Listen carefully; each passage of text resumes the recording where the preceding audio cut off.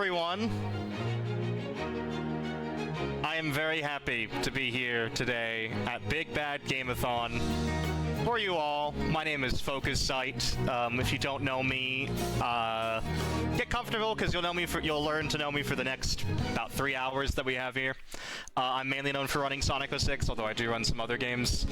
And the wonderful people here at Big Bad Game-a-thon have given me an opportunity to run all stories, which is something I very rarely get to do. I've even made a BBG 2025 profile on my Xbox 360 just for this, so as you can see here, we're repping.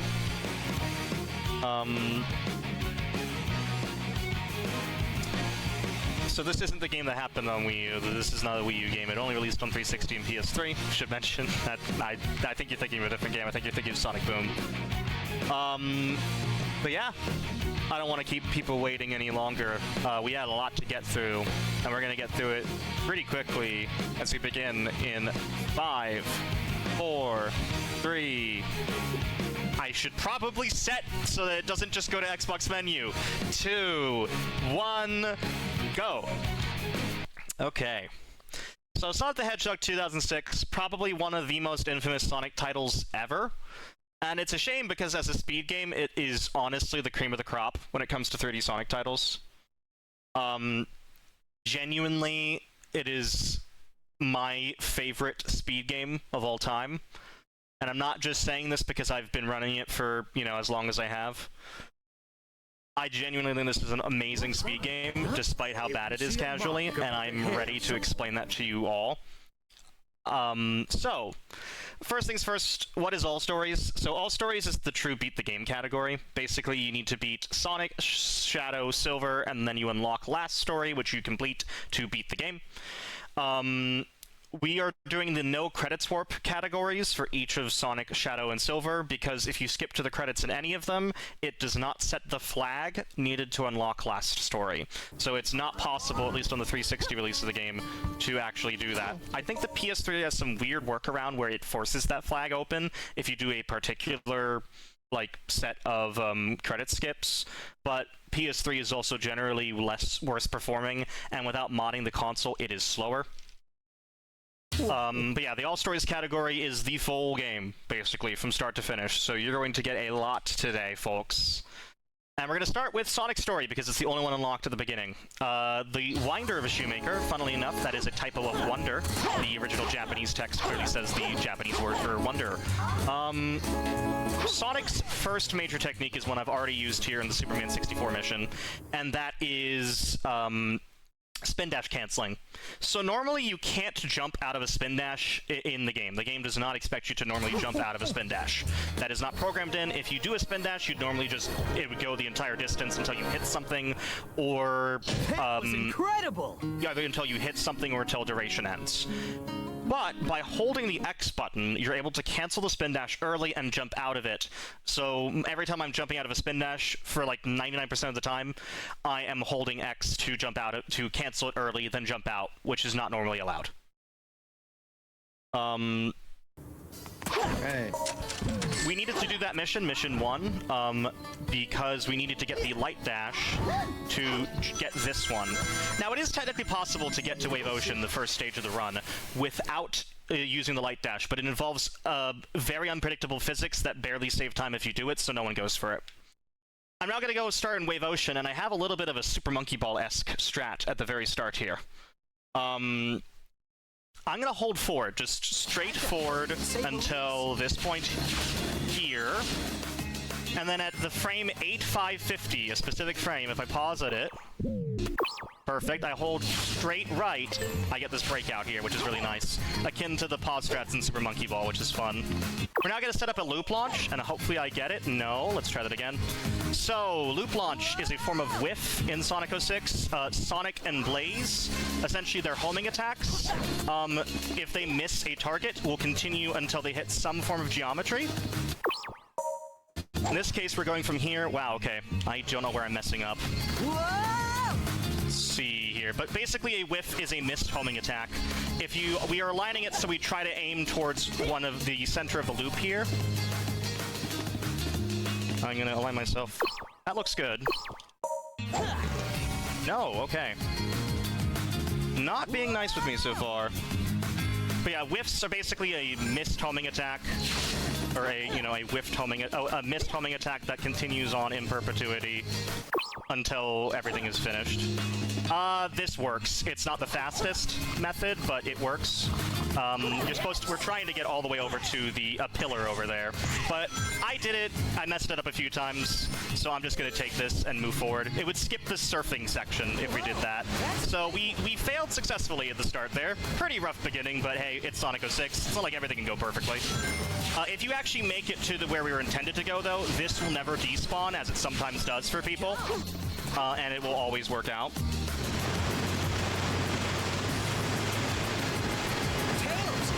So now we're going to play as Tails, our second major playstyle in the game, of 9. Tails' flight can be exploited. If I hold A for a long while and then let go early, I can go additional momentum upward that wouldn't normally be possible, which gives me additional distance. So I can go all the way from here, all the way to here. You can see I'm resetting the ceiling to get more height, and there you go. I can just fly over to the final trigger of Wave Ocean. And then we get into the very complicated Mach Speed segment. So the Mach Speed, interesting little fact about the Mach Speed. Light dashes, these will make you go faster than the normal speed cap. So when I light dash off of something like this, I am not holding the control stick. You can see it in the blur on the edges of the screen. That's called Speed 3. Basically, as long as you're holding the control stick, you are subject to the game's internal speed cap. But by using the Trails of Rings as essentially a guiding point, I can speed through the stage faster than I could otherwise. That hit was deliberate. I want to avoid S-ranks in this category, where possible. S-ranks are an additional 5.5 second time loss because of the gold medal animation that plays. So by deliberately getting hit, I lose all the ring bonus that I would normally get from having all those rings, and that allows me to save time RTA. Note that Sonic 06 leaderboards actually mainly use loadless timing now, because the game has load variance that is hard to predict. Sometimes playing the same stages can result in the game loading faster overall, saving upwards of a minute every hour. And because of that, we don't want to, do things too badly. I almost split there. There's no splits. There's no splits, Focus. Oh, 6-minute run, guys. Let's go. Nah, but yeah, you can see the game's quite complex as a speedrun, and I like it for that. There's a pretty good time. But yeah, S-ranks are a time loss. I'm running on an Xbox 360 S, which is generally the one most people have nowadays. It's the one before the one that looks really bad because it looks like an Xbox One, and the Xbox One was bad. But yeah, we don't count timing in our leaderboards, really. We're gonna do something called serve clips. There we go, perfect. Basically, there is this exploit where So Sonic 06, there is sort of a line of gospel, if you will, that I would like to, what's the word? I like to bring to you all. If you have enough speed, and the geometry stroke angle is correct, you can clip through pretty much anything in this game. So Sonic's homing attack has a decent amount of speed, but you can't just spam it to get it on the ground. To make Sonic's ground speed become airspeed become ground speed, you need to jump, and then in the last frame before you land, homing attack. That will get you the momentum on the ground, and we call that a serve clip because it's used to clip into this boss sooner. Cerberus is he's a fine dog in this story. No, never mind. I got the bad cycle in Sonic's story. Wow. Oh my God. He's not being a good dog. He's not being a good dog, folks. The game's RNG this run has not been kind to me. Oh my lord. That is abysmal. Yeah, I was saying this dog wasn't too bad in Sonic's story. It's worse in Shadow's story, and then Egg Cerberus decided to say, hey, no, wait, I could be a pain in this story as well. It's easier in Sonic's story than Shadow's story, as we'll see. They're the first boss of both those stories, because Sonic has these statues you can run into, which makes it, it takes half his health instead of the normal 1/4. You're gonna have a fun, no more No more FPSs. I had to read that name properly. You're gonna have a fun time when we get to silver. I have a good feeling. You're gonna enjoy that strat. Incredible! But yeah. So serve clips are useful in some sequence breaking, and as we'll see later, we get an item that allows us to do them much faster, which is pretty good, as we'll see. Yeah, lots of load screens, folks, but trust me, this game is dense. I need the load screens to tell you everything we're doing, because if I didn't have the load screens, I would have no time to explain anything. We're now going to play in Dusty Desert, and this is the third play style. Sonic and Elise is a separate character. You no longer have access to the spin dash in this form, but you do have access to this, which allows you to run on sand and water. By the way, sand is just retextured water. We're going to do another loop launch here. Nice. You can do this one unbuffered, which makes it really cool and consistent. But yeah, the fastest timing is mashing A rhythmically. I'm also going to set up here for an M speed. Let's see if we get it. Yes. So M speed, some of you who've played Sonic Unleashed or seen Sonic Unleashed speed are going, M speed is in this game? Yes! If you hold the base walking speed in Sonic 06, you can go faster than the speed cap with control. Much in the same way that Speed 3 in the Mach speeds works. Basically, you can go over the speed limit by not holding the control stick. The same is true if you hold the base walking speed. So by holding that very slight angle on the control stick, you can go faster than the normal speed cap. What we did there was homing attack into a speed dash panel. That dash panel just multiplies your input speed by a certain factor, and the result is normally faster than the speed cap at that point. So by holding just barely up, I'm able to go faster than normal. Pretty neat. Pretty neat. It's a very, like, it's not something you'd learn to start the run. It'd be something you learn, you know, as you're trying to optimize at a higher level. It's harder to do so at, you know, mid to beginner level sort of stuff. This is Silver, the most infamous boss in the game. I'm gonna just do this because I need to concentrate for a little bit, and then I'll explain it after.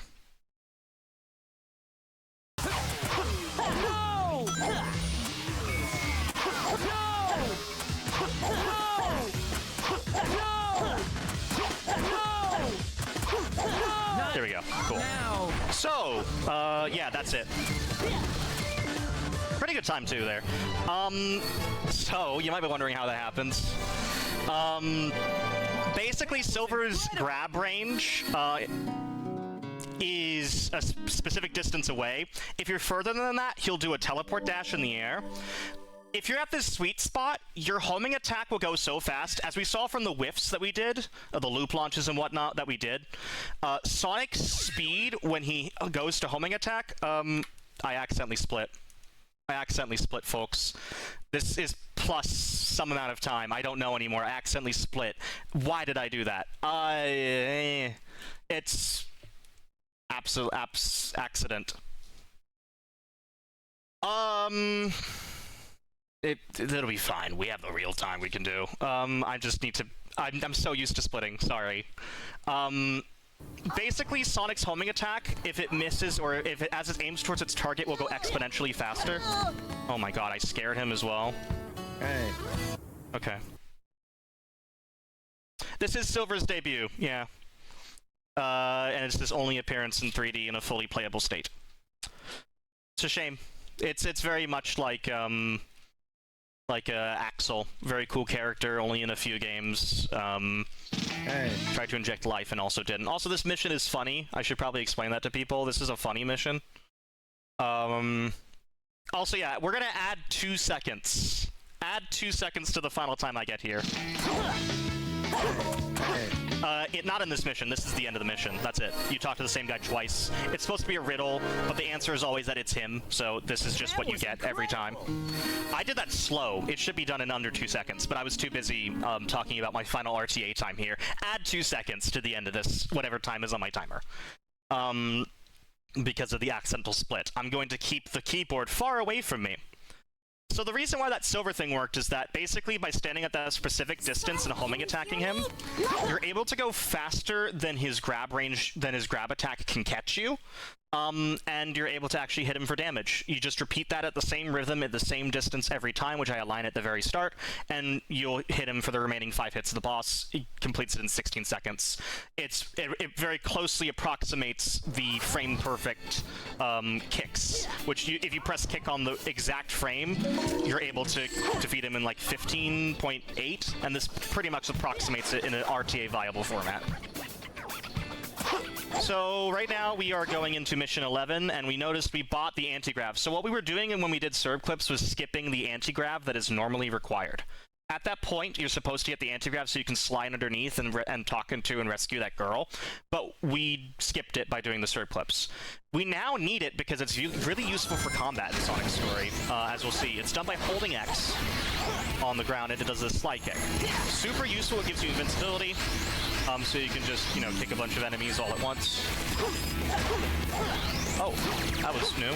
But yeah, Sonic's combat. Anti-grab is really useful for close enemies in a row like this. A little bit slow on the ground speed, though. I was supposed to homing attack and cancel it. It's also useful for big enemies like this, where you can sort of slide kick them near their weak points at the bottom, and it will do all the multi-hits very quickly. Otherwise, homing attack, try to chain that right.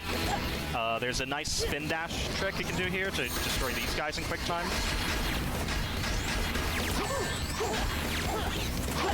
That was okay, overall. Few mistakes there, namely I didn't get some of the spin dash kills I wanted, and I messed up in a few places, but overall solid.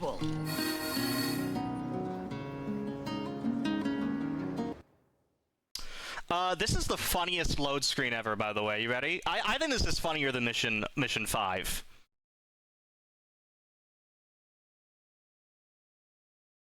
I'm just mashing homing attack. That's it! That's it! That's the only use of that. That's literally it. That's everything. They could have just loaded directly into the cutscene, but no.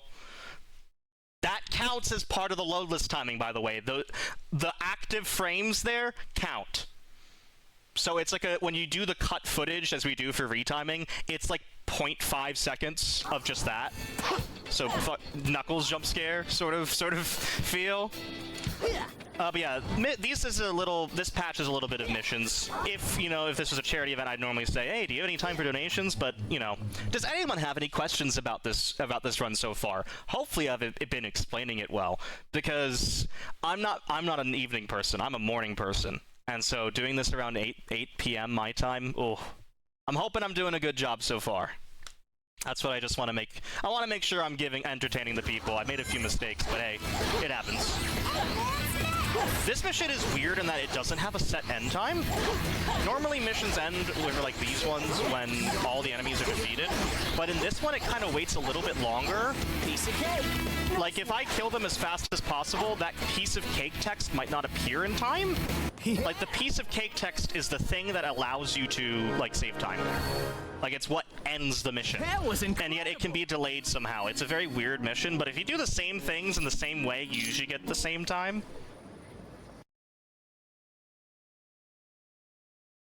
How long does it take to learn the full run? To learn this, you have to learn the 3 individual main stories and also last story, which kind of combines them all. I would say it'd probably take you, to do it well, probably a year. And maybe a few months. There's a secret room here! Because you need to get good at all 3 of the major stories, and that's a big ask sometimes. Yeah, the PS3 version is worse. In the way that it plays, honestly. It's just worse. The 360 version is pretty decent. Press and hold. So we're pressing and holding the A button as long as you can, and release it right at the jump ramp. But yeah, no, the snowboarding, there's 2 sections of this. If you hold A to jump, it actually gives you better control than you would otherwise have. And I'm using the RB and LB buttons to slowly pan, as you're seeing, and I'm just holding forward. Now we're gonna do some speed cap tricks. So if I jump here, this canceled a jump that normally is on the top of that, and when you accidentally land before a jump completes, like a jump panel jump, we get a lot of speed. A lot of speed. Look. Yeah, this is all from canceling that early. There's a jump up there for some reason, and yeah, this is known as Sharu speed, but this is just a speed board speed cap trick in general. Yeah, it's pretty fast. All from just purposefully doing a jump early. Can you hear the dialogue outtake in Shadow's story? Unfortunately, that takes a decent amount of time to actually go through. I will show the Shadow Silver kick cutscene twice. So, stay tuned. We're now going to do a laser clip here. I'm going to jump and deliberately get hit so I have iframes, and then I'm just going to homing attack through.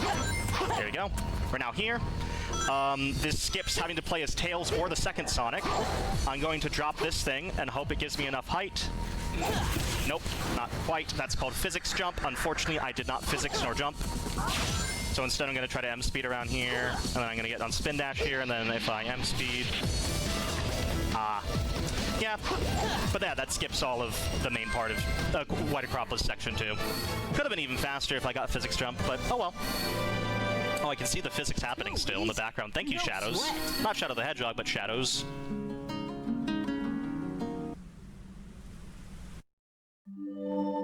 And as you can see, yeah, these metal cutscenes are quite long. They're kept in the loadless timing for reference, so... And after we got the first board section in the entire game, of course, the only other one is starting the next stage thereafter, like immediately after, because balance. It also has 2 speed cap glitches with the snowboard. So this one is a little harder, I find at least, and so we might mess it up. And if I mess it up like twice, I'm actually gonna quit and then reload, because that'll give you 5 lives again. If you're under 5 lives, it'll give you 5 lives. I'm at 3 here, so I'm gonna, you know, play it a bit safe. The whole city's on fire. Yeah, we're gonna let go here. That's gonna give us a slight speed boost, but this isn't the major one. The next one is DSS speed. It was found by DSS. And if I hold back here, there we go. I didn't get the fastest version of it, but I got it, and as you can see, we go a lot faster. Same thing as in White Acropolis. I'm holding forward, and I'm mainly holding forward, and I'm using the bumper. Because if you didn't know, Sonic 06 has decent camera control compared to other Sonic games, like compared to like SA2 or Sonic Heroes. It's like golden. But the lag isn't, as you can see. Cinematic. Yeah, is one way to put it. Nice.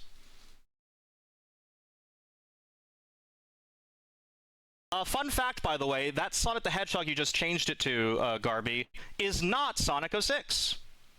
Sonic 06 doesn't have a game on Twitch for some reason. That is like some random PC, like pre-P06 PC port. Anyways, rails. So I just did a funny thing. Basically, sometimes Sonic's homing attack can be misled to think it's in a different part of the rail. But rail tricks, you can see I'm pressing them, and I'm doing them, I mean to say. Rail tricks do make you go faster in Sonic 06, but they're a bit of a weird system. Basically, every time you see me do one spin as Blaze, Sonic, and Shadow, I'm actually pressing X 3 times. 1, 2, 3, like that. Because the amount of speed you get is based on the number of X presses, not on the actual animation of the rail. So if I do it, the lockout timing is still there. You can't just mash X like as fast as possible, because then you'll actually get into this burnt out state where you go slower and can't do any more tricks. So you need to do this rhythm of like 1, 2, 3, 1, 2, 3, 1, 2, 3, and then if you get that down, you'll get the fastest rail speed as those 3 characters. For other characters, it can be a little less consistent in terms of the timing. Like Tails is 2x presses and is slightly faster. Omega is also 2x presses, but has no difference in speed for some reason.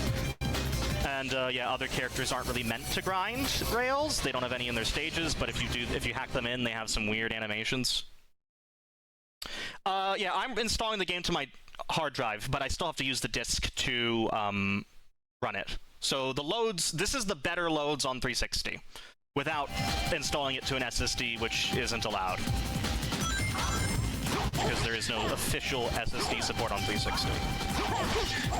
Whereas there is on PS3, but you have to hack the ability to download games. And we do allow that for PS3 runs, but PS3 and 360 are separate leaderboards because the lack of a loop launch, not because whips aren't a thing, The PSD version is slightly patched because they removed the homing attack beacons, or the homing attack targets on loops to prevent loop launches. And now we get into the worst Mach speed in the game. That tornado's carrying a car. Yeah, it throws a lot at you, and trying to keep speed 3 can be really luck-based at times. As you can see, I'm trying to keep my speed 3 by jumping. Jumping will preserve the speed that you currently have. So through this section, I want to do speed 2, so I'm holding down, because it usually makes this section, it makes it so that the card pieces don't hurt you, because every single bit of geometry can hurt you. But you can see I'm jumping to preserve my speed. I'm in speed 2 right now, speed 3, speed 2. You can see that there's a slight, okay, I need to be careful. You can see there's a slight increase. This is speed 1. You can see Sonic's arms are fully out.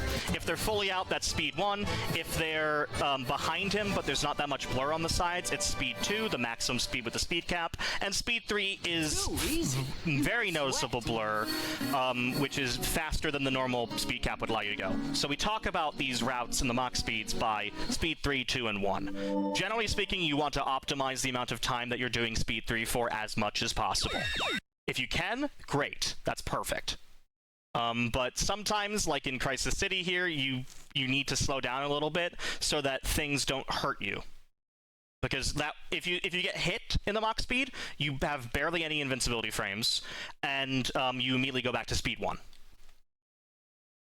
I am going to do a frame buffered input now. I'm holding A I wasn't holding A, and now I'm holding A. That allows me to do a frame buffered input on frame 1. As you can see there, if I light dash into that, I go through this much faster. Frame buffered inputs, you'll see them again in Silver Story mainly. They're really useful for breaking out of normal sequences. This is Flame Core. This is probably Sonic's most one of the big 3, as a lot of these top Sonic runners call it.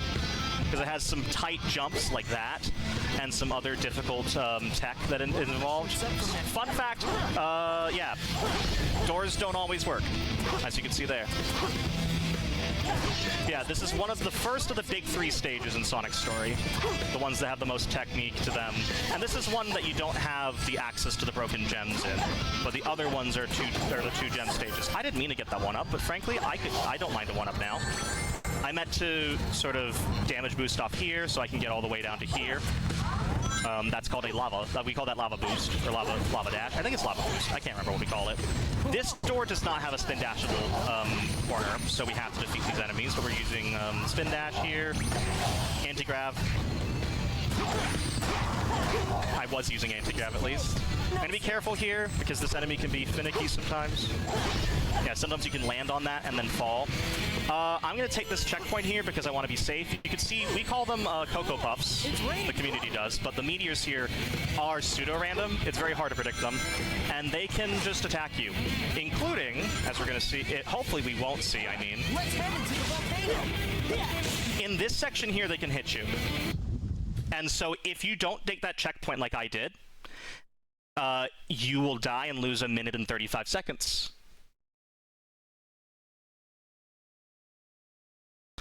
Yeah, you have no control. You just die. As Sonic and Shadow, you have no control in the air, so you just die.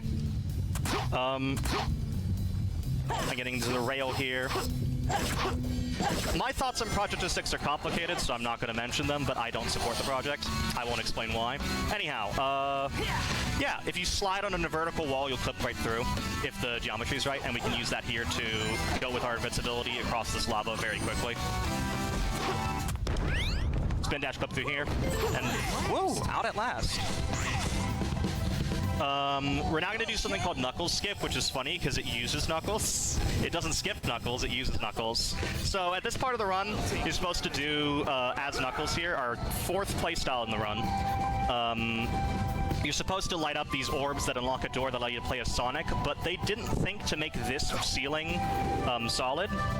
So I can just go around, deliberately get hit to lose my rings to avoid the S rank,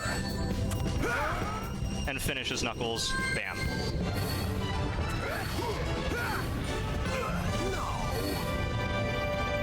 Shoot! I've still got a ways to go.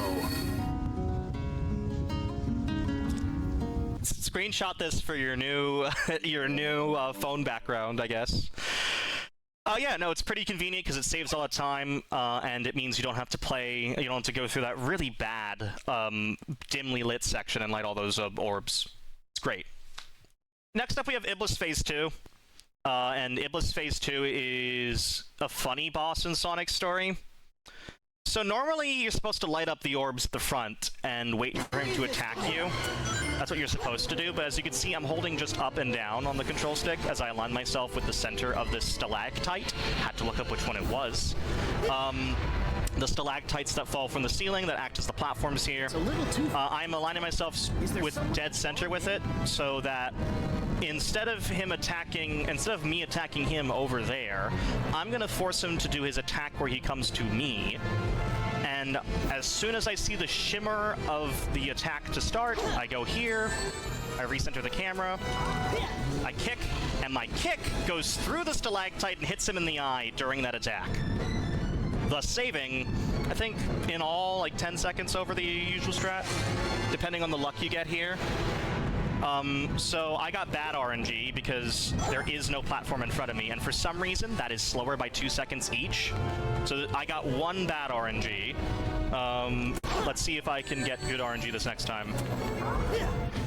I was a little early with my kick. Oof. So if we get a platform in the second row in front of us, that's good RNG. Bad RNG again. Okay. So that we lose 2 seconds every time this happens for some reason.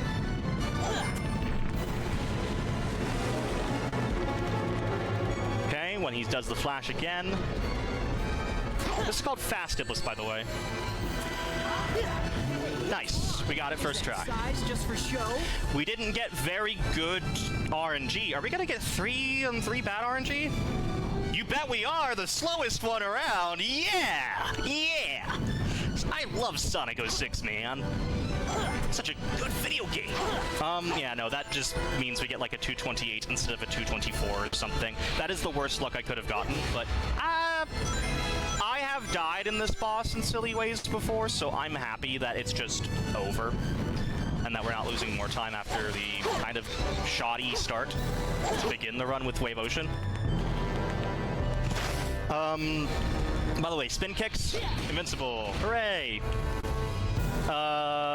And this is the end of the boss. You could do a strat that gets you to his eye right there in front of us, but that is so risky and wastes the entire boss if you miss it, that I don't go for it. Yeah, there should be a 228. Yep. Very consistent boss with fast Iblis strats. It's very, very consistent. We see this boss again in Shadow's story, and I wonder how many people think we're going to do the same thing, because there's a lot of strat sharing in Sonic 06.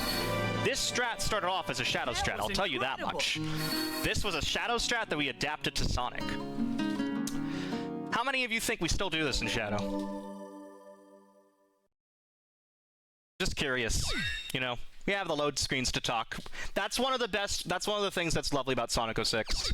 I get time to talk to you all and wonder how the lovely, lovely people in chat are doing. That's some good intuition there. I'm not going to answer, which is my answer. I haven't drank water. I should drink water in one of these load screens, because eventually my... Oh, Silver doesn't fight Iblis Phase 2, so that'll be very funny. That's happened. But yeah, no, Silver doesn't fight Iblis Phase 2. Anyways, we're now in this part. We're gonna buy the bounce bracelet. It does the thing that it's done in Sonic Adventure 2, except it doesn't work as well. I'm gonna do a funny strat because we're already low on time.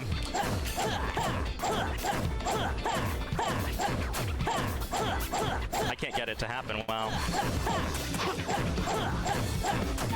Okay, never mind. You can sometimes clip through with that. And because, you know, I felt good about how Iblis went, I thought I could try that. That's called building clip. Don't go for it. It wastes time. If you don't get it first try, it wastes time.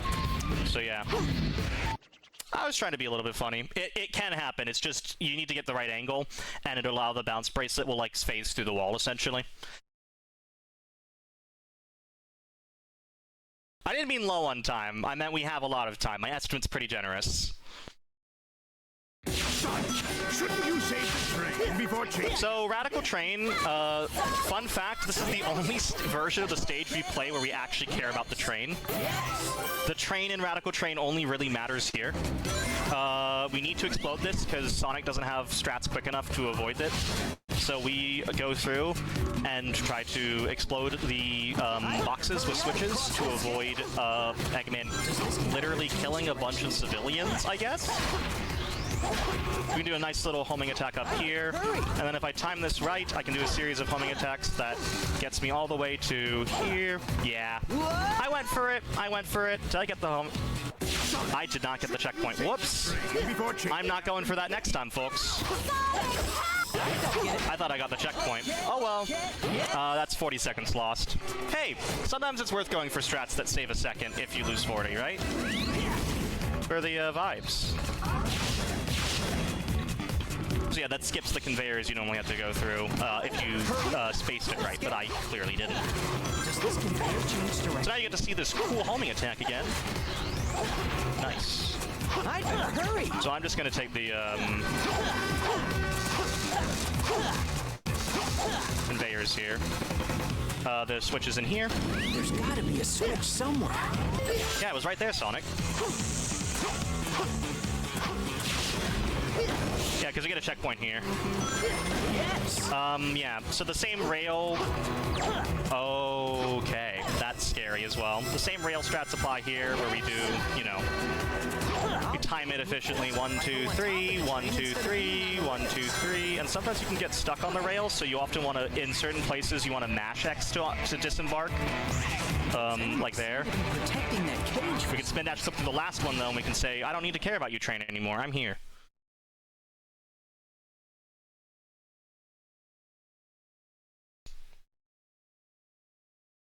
So now we're at the third of four Mach speeds, and my train is so we're gonna do a strat here in speed 3. I'm gonna jump here, deliberately get hit by this train, so we can avoid the normal like automated jump panel section, which that saves like 4 seconds. And then I'm gonna use these ring trails to guide me along. You can see I'm going as far as I can in that one direction until I have to hold the control stick. Because I didn't mention this earlier.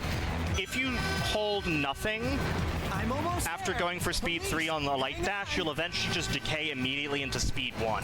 So it's really all this strats and radical in like the Mach speeds are all about making the speed 3 last as long as possible before speed 1 would kick in. Because if you don't hold anything after a certain amount of time, you'll immediately revert to speed 1. So you want to avoid that entirely.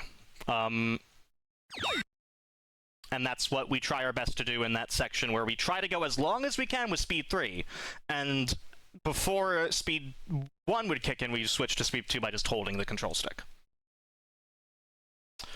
I was saying quickly earlier about, yeah, Sonic 06 doesn't have its own separate game technically on Twitch. It doesn't. Prodigy 6 has one. The Sonic 1 has one. Sonic 1 8-bit has one. The C64 port of Sonic 1 8-bit has one. Sonic 06 still does not. That's a fan game, unfortunately. I'm gonna go for something called Triple Cycle here. We're gonna do a rock launch that gets me on top of the boss early. Basically a kick, the momentum of the kick is put into the rock fragment. I'm then gonna deliberately get hit and collect a ring. I'm gonna go up on top of here. Yeah, there we go. That will get you 3 cycles worth of the boss if you do this setup in the time that it takes to do 1, really, making this boss way faster, and I'm so happy we got that. That was one of my, like, that was like my hubris strat for a longest time. I could not do it well, and I just got it first try in a marathon. I'm so happy. Focus. Back when you were 12 running this game, you could have never done that. Now you're doing it live on stage for everyone. Yeah, very good Egg Genesis. This is like the ideal boss. Anyways, can we get higher? Yeah, now the boss doesn't sink. That's funny. Then we just kick it away. We love that. Speed 3 versus Speed 3, I can't give you like a unit, but Speed 3 is significantly faster than Speed 1. Speed 1 is essentially walking speed, running speed, boosting speed is the way you can think about it in terms of relative speeds. Speed 1 is significantly slower than Speed 3. Thank you for the good luck, Toad. Yeah. So we're about 2/3 the way through Sonic at the moment. We have our next and final Elise and Sonic stage. By the way, Sonic's story loves one-ups. We're gonna miss how many one-ups there are in this story. Like Silver has one that you get in the entire run, maybe. So Tropical Jungle is a fine stage. Sonic's story is the longest because it has the most stages, but we're deliberate. So this is a fun strat that we're going to be doing here, a fun series of strats. We're deliberately avoiding rings because rings are essentially like what we want to get to S rank. Rings give you 10 points when collected, and if you bring them to the end of the stage, it's an additional 100-point bonus. So we want to avoid that in this category, but in like all gold medals, which is sort of one of my fortes. Like, I love all gold medal runs, basically the true 100% categories. They're really fun because you have to S-rank the missions, and I love playing all the missions. But yeah, we're deliberately trying to avoid getting that many rings, because if you get 26 or more rings in this stage, you automatically S-rank. I'm not doing the strat properly, I don't know why I'm not. 1, 2, 3...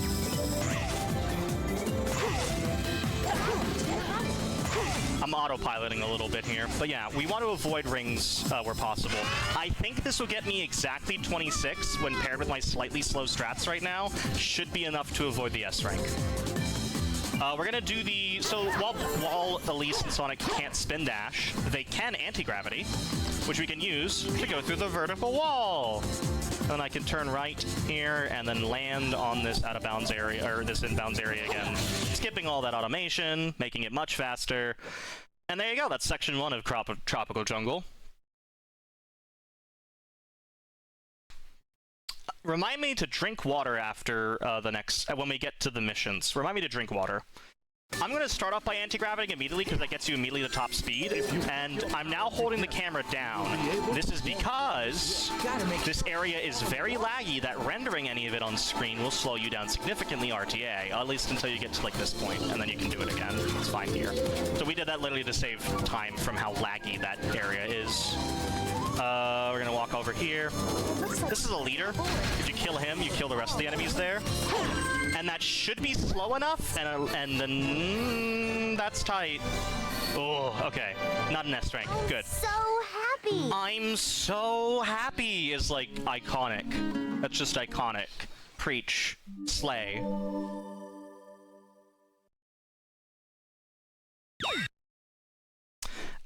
And now we have the reason why Sonic is slower than the other characters. Well, no, Sonic is a fast character. We're gonna see that in the final 2 stages. I mean, why his story is longer. I am getting water now, sorry.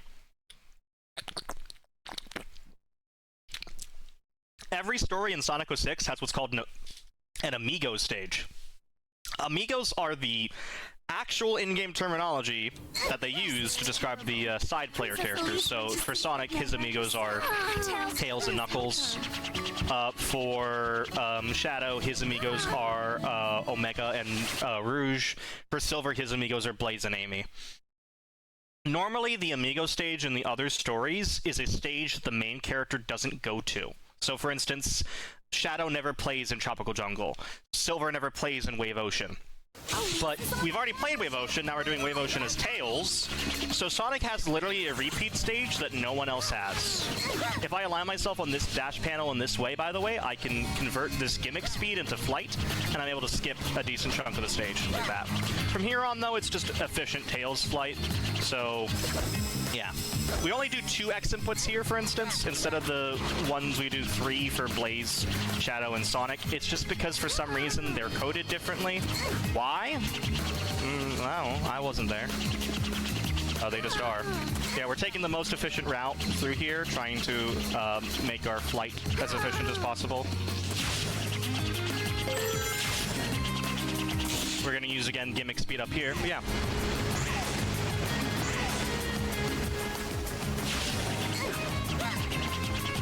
Any questions from the chat while we casually do this flight exploit with Tails. Just curious to see what people have. It could be questions about the run, it could be questions about why do you play this game, and I can give you a firm answer on any of those sorts of things.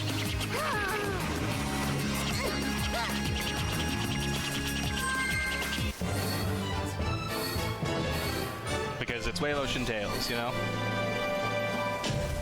Well, not bad. I don't know what I can say besides Wave Ocean Tails, you know? Wave Ocean. Tails. Yeah, it's a good stage, honestly, because it's very consistent and it helps you with optimizing things like routes and paths through stages, because that's where the time save really is. But it's Wave Ocean Tails. Why does the game show edge trick tokens between stages? Those are your gold medals. The gold medals are if you've played Sonic Adventure 1 or 2, which this might be controversial, but this is basically just Sonic Adventure 3 and none of you want to admit it. It's Sonic Adventure 1, 2, it's Sonic Adventure 3. It was, yeah, I know it was marketed as like a whole reboot, but it's the Sonic Adventure format. Those are your emblem equivalents in Sonic 06. Basically, they're the emblems. There are 180 of them in all, and you get them all by S-ranking everything, including the hard modes. You get S-rank every mission, you get them. They're slower for this category because it's an additional animation you can't skip. So you want to avoid S-ranks in main stages where possible. In missions, it doesn't matter, because you only get a single gold medal when you actually, like, complete them all with an S rank. Anyways, we now have the blue gem. As you can see, it gives you a massive boost to speed, and I'm going to align myself here in such a way that I can hit the spring early and skip having to do the normal thing this mission does. Funnily enough, though, if you actually go through the portals in a very fast way, it's actually faster than doing what I just did. But doing what I just did is simpler, so that's why I go for it. So Sonic has these, what they're called custom actions. They're attached to his gems, which he can buy from the shop starting at this stage, and they are custom actions done with the RT button. The blue gem, as you can see, gives you a burst of ground speed, so it's really, really quick. Very, very quick. Hey. And so, you know, super quick. And because of that, we want to use it. Fun fact, though, you can see the action gauge in the bottom right? Right? You can see that? Yeah, that's supposed to limit your action. That's supposed to limit the custom actions. A single typo in the code, I believe it's a curly bracket when it should be a square bracket, makes it not work. Meaning you can use these custom actions as much as you'd like. Infinitely. Because of a single typo. So that is why the gems are really broken in Sonic 06. This mission is very scary. You have no rings, and you must defeat all the enemies. This enemy coming up is the scariest one, so I'm going to try to concentrate 3, 4... Yeah, there we go, we got it. We're safe. I can blue gem through here so these don't snipe me. And there you go, that's mission 19. The bar works in Shadows and Silver Stories as intended. That works fine. It's done with Shadow's gauge, works properly. Silver's gauge works properly. Sonic's just does not, because of a single typo, and it's the only one with this problem. Secret Rings was actually originally a port of Sonic 06.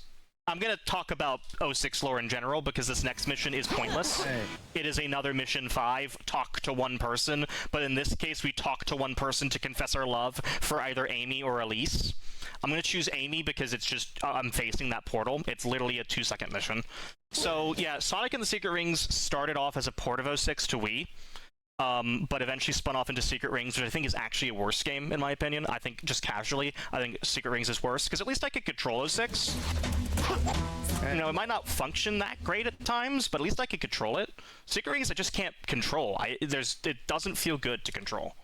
And And I kind of wish we had an 06 Wii port. It would have been so neat. But I understand why. The game barely ran on 360 and PS3. Imagine trying to get it to run on Wii. That was incredible! Yeah, that's the end of the trials, as they're called. We'll also see the trials come up again in Silver's story, where we used to skip them all, but that's actually slower loadless now, unfortunately, so we don't do it anymore. Aw.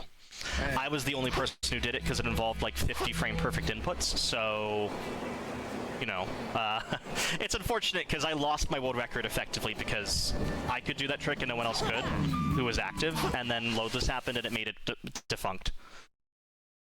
So now we have our first main stage here.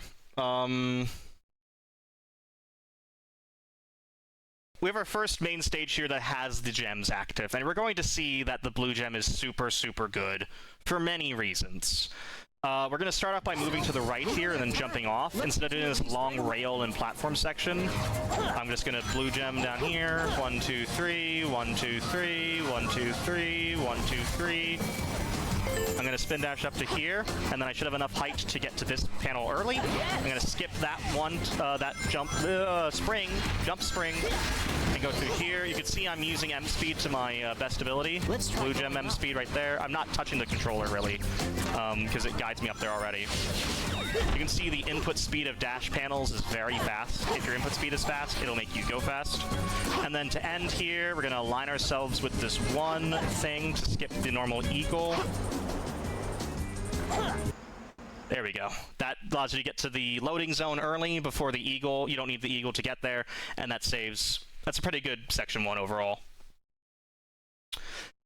The game gets a lot more technical in Sonic's later stages because of the gem switching. For reference, I have to use the awful 360 D-pad to swap between gems. Of course, in this stage, there's only blue gems, so I just switch to it. But as we'll see in the last stage of Sonic's story, that is different.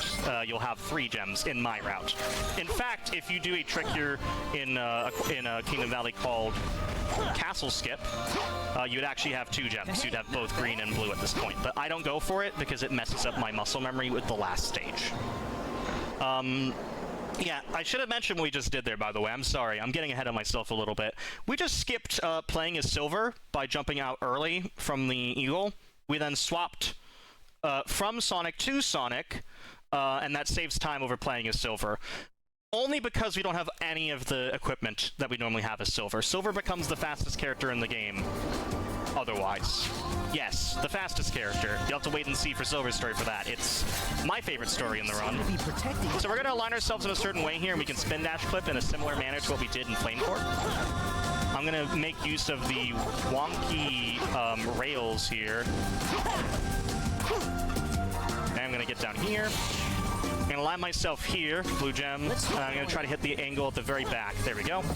That allows me to get up a little bit higher and get to this sooner. So this is the castle you'd normally skip in Castle Skip. Using the green gem, you can first do a specific set of homing attacks here to hang on to that eagle at the back right.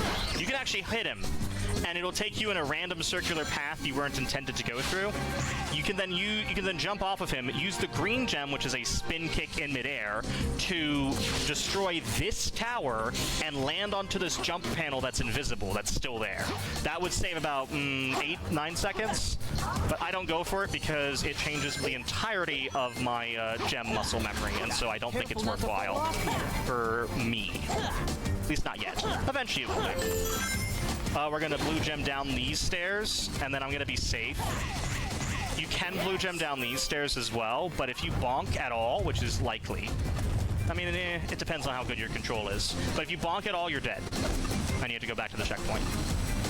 And we have this long rail section here. We're doing the same rhythmic tapping. 1, 2, 3, 1, 2, 3. I'm going to bounce bracelet down, forward. So there's a way to clip through there. If you blue gem and then skid, the game will allow you to clip through that geometry there, but I skid too soon, and therefore had my speed dissipated sooner than I wanted. I then just did the backup, which is if you spin dash against that wall and press blue gem, you'll be bonked through, which is what I did there. This is the final Mach Speed, and we're on our second to last stage of Sonic's story. Honestly, given how rough this section began, I think we're gonna get a solid time underneath my usual estimate of 102. So we're gonna use speed 3 here to jump and then land on the wall, and then speed 2. You can see if Sonic's arms are still close behind him, but I'm fully controlling him, that's speed 2. And if his arms are far out and his palms are fully visible, that's speed 1. Oh, naturally. I mean, 06 is that's just how the game works, you know? Pretty solid Kingdom Valley, all things considered. Just made it.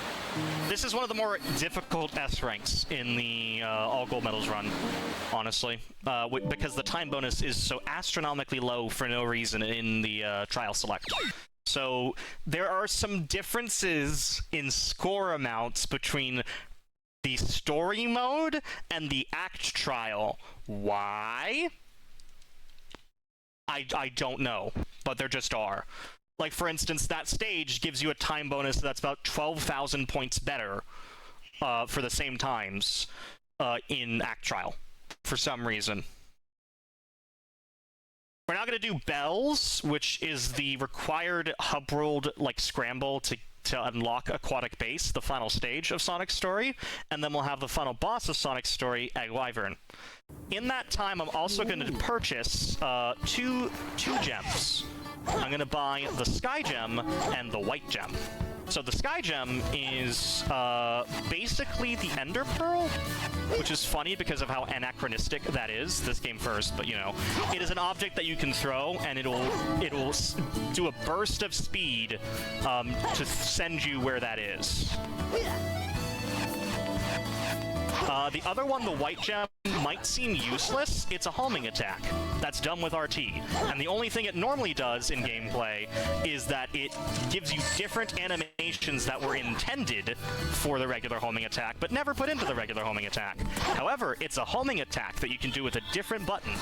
So, as we'll see at the start here in White Acropolis, the White Gem can be used to do Serb clips much faster than having to wait for the full jump. This is the gem switch stage itself. Aquatic Base, the most complicated stage in Sonic's story. I'm going to start off by doing a blue gem spin dash. If you spin dash and then press blue gem right afterward, after doing a spin dash cancel, you can go really fast. Battleship will take off any... I'm then going to use M speed to build up speed on these dash panels. I'm going to then immediately jump and use that. Okay, that's not going to make it. I'm going to jump and then immediately go to White Gem, because what that does is it allows me to clip through things with Serb clip. I'm sorry, I need to concentrate a little bit. Things that can be Serb clipped through can do that White Gem clip instead, which is much faster, and as you can see, involves a lot of inputs at one time.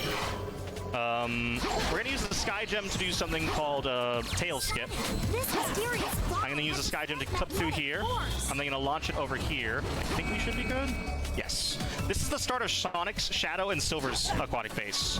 I'm going to jump through here with the Sky Gem once more, and this is the final segment of Sonic's Section 1. I'm going to throw it over there. Bam. There we go. Very, very broken the Sky Gem is.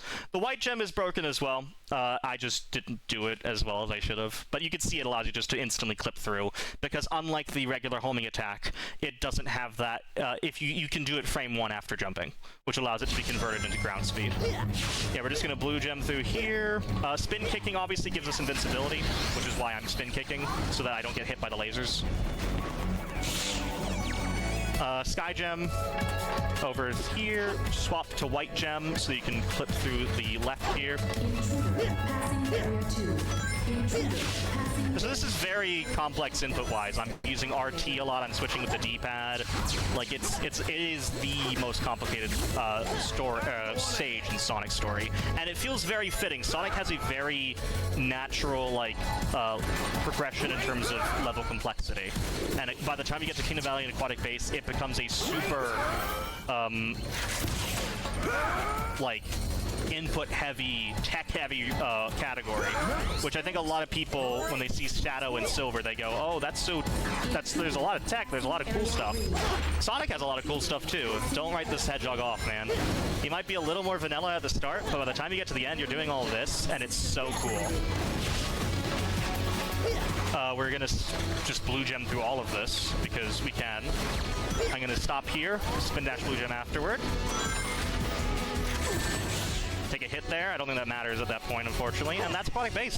Very, very, very good time. Yeah. Are we gonna be? We could be sub 1 hour Sonic story with all those mistakes. Okay, add 2 seconds because I accidentally split, but we could be sub hour in Sonic story with all those mistakes. That's really cool to see. So the final boss of Sonic story. Blink and you'll miss it. This is a strat known as Skyclo. We're basically going to use the Sky Gem to gain additional height because it's a homing attackable object. We're going to hit Egg Wyvern's horn early, get sent back to the ground, and then launch ourselves into the sky, which does this. I'll finish this. Try that again. Right back at you. I'll finish. That is the end of Sonic story. Yay!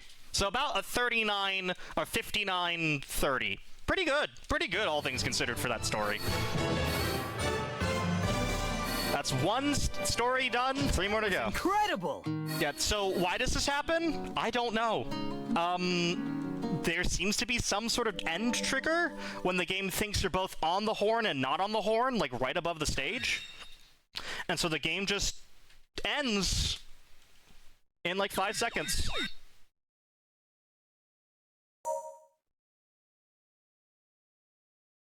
So that is that. We're now going on to Shadow. All the other stories start with a stage immediately. We now go on to Shadow, which is, I think, the most underrated story of the major 3. So Shadow here is kind of a mix between Silver's huge glitch emphasis and Sonic's like very prime movement optimization. We're gonna see that in the very first stage here. So we got homing attacks are Shadow's fastest base movement speed. Like it's the fastest he can normally go without doing other stuff. So we use those homing attacks, and like boost panels like this are quite fast too. Shadow's main trick is this pause clip. So remember how Serb clips allow you to clip through things because they have, like, you know, the right momentum and the right, you know, the right speed? Shadow's homing attack is different from Sonic's in that it actually does touch the ground on frame 1. So by just pressing pause and A at the same frame, you're able to convert your homing attack speed immediately into ground speed, which makes it easy to clip through things. That is a fundamental trick in Shadow's story. And then we get Rouge, who is Knuckles too, except she has bombs. She can also do the funny thing where some ceilings don't exist, as you can see right here, because she has the same glide mechanics as Knuckles verbatim, and so some of the same things like that work. This is where things get complicated. In the first stage of Shadow already, we get this. I am deliberately avoiding this checkpoint. I'm going to have to now shoot down 5 of these with the buggy. I'm aligning myself so that I can shoot them from a distance here, 4 of them. You can see where I'm aiming kind of with the side things. That should hit that. Nice. So then I get the 5th one over here as soon as I shoot that. Please hit. That did not hit. So, okay, now that it's done, I'm gonna go over here and hit this now. The searchlight pillars are solid. If I touch a text box here on the results screen, I'm not pressing the controller at all. There you go. 2 things happen there. The first was Results Breakout. Results Breakout occurs when you swap characters and don't hit a checkpoint. As long as you do that, you're able to play on the results screen. Now, on the results screen, wherever it spawns, it keeps the objects that are there active for a certain amount of time. And in this case, in Shadow's story, it ends 5.5 seconds after destroying the last searchlight. So if you spawn in an area that has a text box, you can get it to load on the results screen. And as you can see, the text box closing and the results screen ending have the same flag, which saves 7 seconds. The unfortunate thing about this is that this is the only stage in which it is a practical thing to do. Anyways, yeah, Egg Cerberus is bad. For many reasons. This is one of them. You need to register both rails in order for him to actually attack you, in order for you to actually attack him. Ah, he just gave me worse luck by attacking a third time. We love Egg Cerberus, guys. Such a good and well-designed boss. Yeah, it's sometimes on the turns it doesn't register you having touched both rails, and unlike Sonic's story, you don't have the double hit points, so you just have to do this 4 times, and it's bad every time. Like, without a shadow of a doubt. Shadow, you know? It's a rough boss. It's a rough boss. But I think we'll get like a 120, and that's, you know, that's fine to accept. Yeah, how's that for a start to a Shadow story, folks? The only stage where, unfortunately, the only stage where it's possible to do results breakout. Or, sorry, not results breakout, where it's possible to do results skip. All those factors that are needed, like, you need to, you know, you need to be able to swap characters and then finish the stage with a text box that's unactivated nearby. It's the only one where all those things line up. Some other stories, or stages, do have parts of those that align, but it's the only one where it's possible.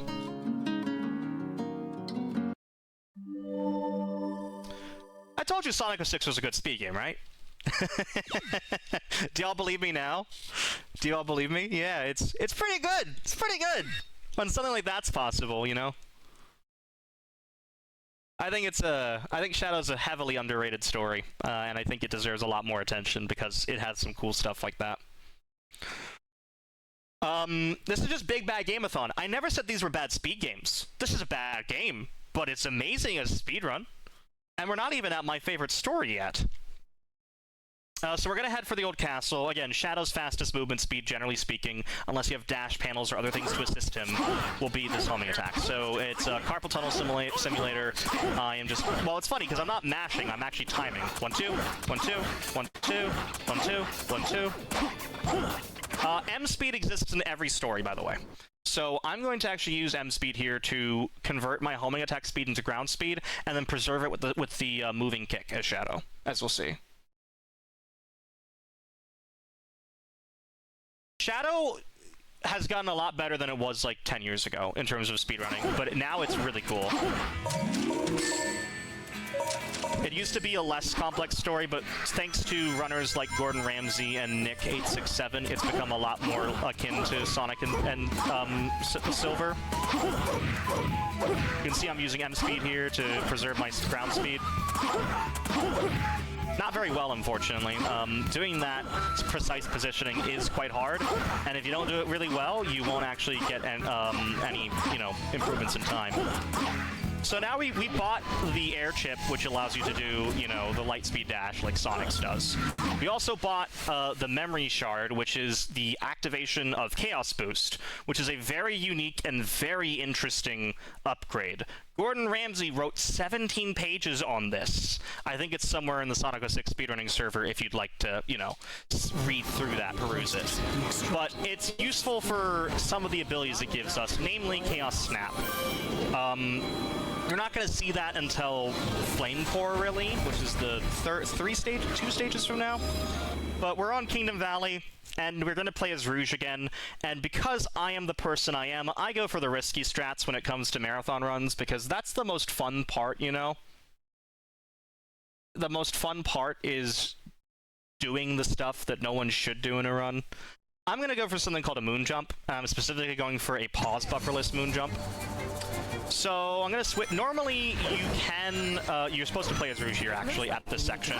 But you can skip and play as the second Shadow instead, and that's safer. But I don't want to be safe. I want to go fast. So I'm going to try to fly in a certain way and let go of the hover button the frame that I land.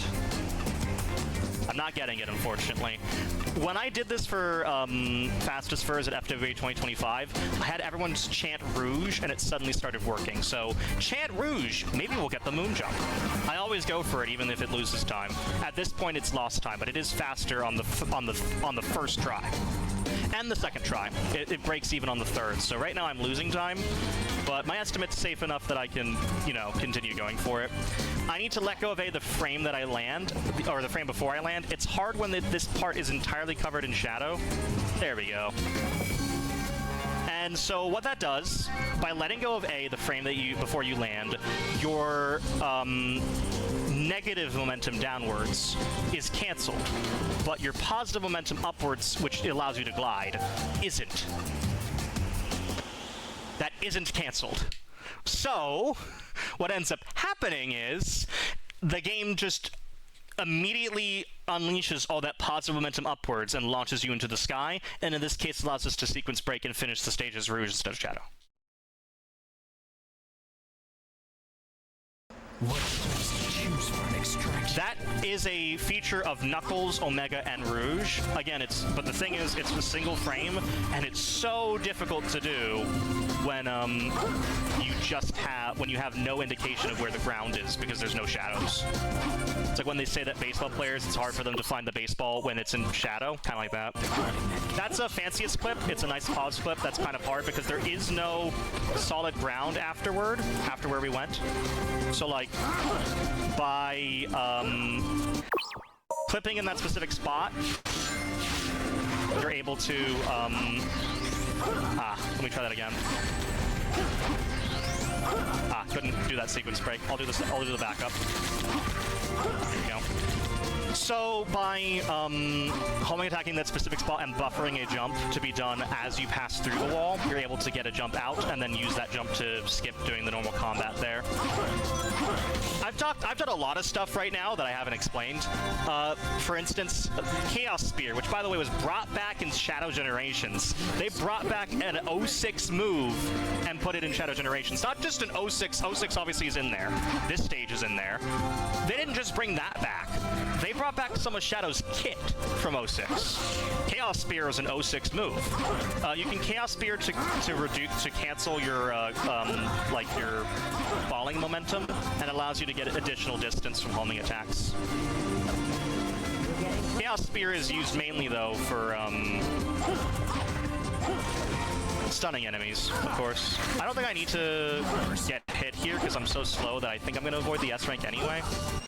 But it was worth it for Rouge. Yes.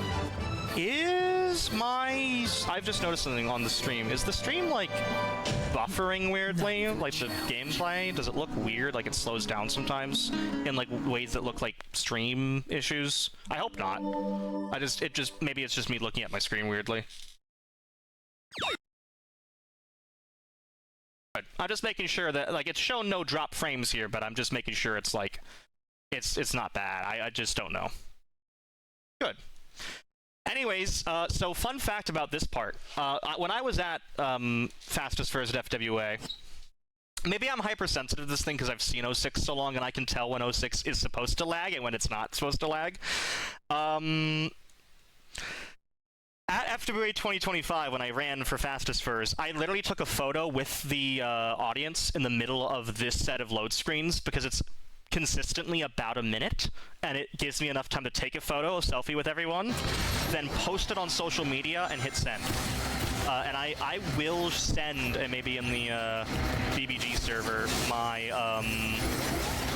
my post when I did that, because it's awesome. And every time I run the game moving forward, I'm gonna do that there. So we have the buggy. It's buggy. Hit detection is weird in 06 for vehicles. You can boost by double tapping A. You need to be careful though, because if you boost in the wrong place, you might flip over, and that would be bad. Here we just build up, we just boost through, and then we essentially launch ourselves to like the end of the stage here.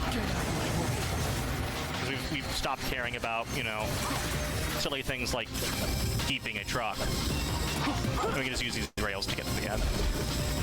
I don't want to explain the plot of Sonic 06 in the middle of a Sonic 06 run. You'll need a dissertation for that. I don't care about the plot. It doesn't make sense. We're in the future now, sent by Mephiles, I think, to try to kill Iblis, I think? I did drink water, thank you. I will drink it again, though, at some point soon. I'll drink it... Oh, there's not a real good time, honestly, in Shadow Story until Tropical Jungle Rouge, maybe? So, a few stages from now.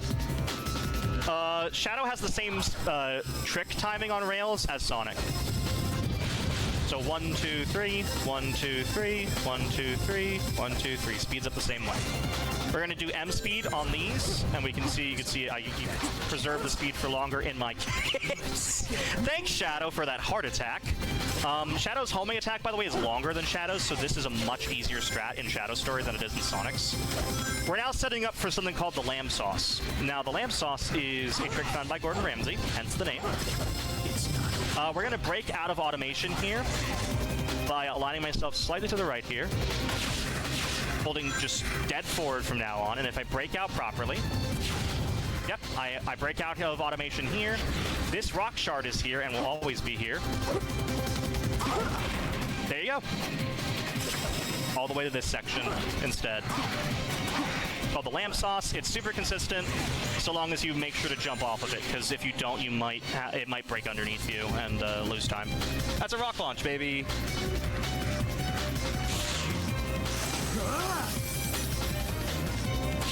Pretty cool, right? Here's a good time for water. It is Havoc physics, the same as Breath of the Wild.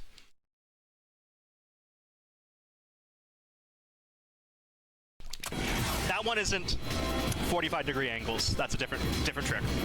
That just works anywhere that you have a kickable object as Shadow and Sonic. It's you just kick an object while on top of it. This is a hang glider. I forgot to mention, hang gliders you just double tap A and then hold A, and that's it. Repeat ad nauseum.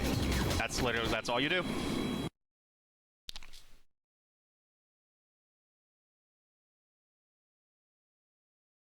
Super Smash Bros. Brawl, Sonic the Hedgehog 2006, and Breath of the Wild all share a physics engine. It's crazy. I'm gonna do something I shouldn't. I'm gonna try this twice for, you know, reasons. I'm gonna break this rock and try to do this manually. Set up here. No. One more time. One more time. This can allow us to skip most of the section if we get it right, but it's so dependent on Havoc's physics that I'm like, I don't trust it to work, you know? Like, that's... Actually, this might work. Oh, we're close. Okay. No! Okay, we'll do the stage normally. That's unfortunate. I wonder if I did it earlier, if I could have gotten more distance. So yeah, we'll just do the stage normally. But yeah, that saves like 20 seconds if done first try. Unfortunately, we didn't quite get it, and that is okay, because these things happen. So now we get to see what we would do otherwise. This is what we used to do. Instead of that, again, the Chaos Spear, I can use it to reset my falling speed, which allows me to make those a little bit easier. And now we are where we would have block launched to.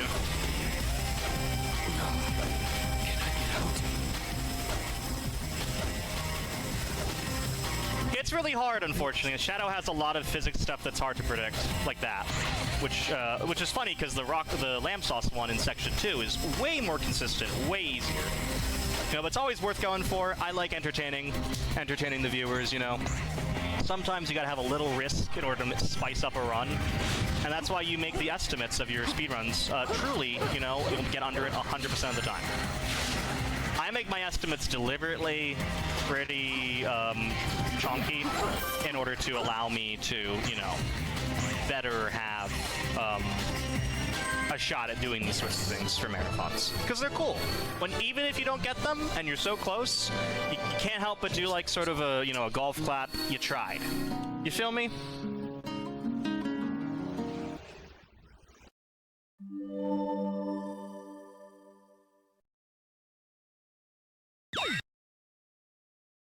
The Orioles lost. For reference, I'm a huge baseball fan. I got into baseball recently because I learned it's all numbers. And I'm an Orioles fan. It's been a rough year to be an Orioles fan. And they lost today against the Yankees. Boo. Boo.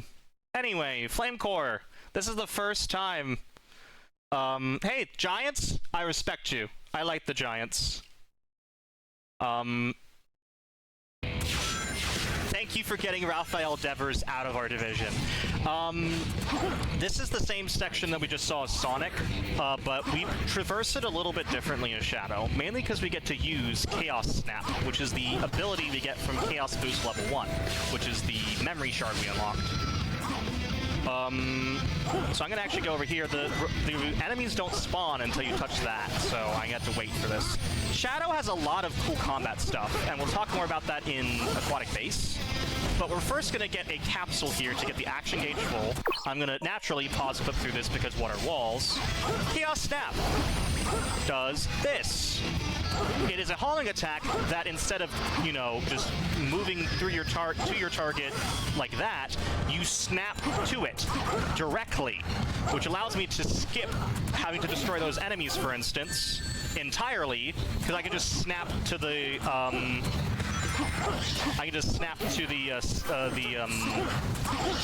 spring inside, and I can just snap through that door to that enemy as well. It's a very interesting ability. Let's go. But that behavior is intended, I should say. Like, that is how the devs meant for this to work, because the DLC stages, yes, Sonic 06's DLC, use that intentionally. They intentionally do that as a thing you need to do to go through the stage. And the DLC is actually decently good, I'd say. I live in the DC area, so I'm an Orioles fan because my parents are from Maryland, but I live in like the DMV. So we're gonna do something here called Chaos Control. We're going to try to snap a rail. Chaos Snap to a rail. No!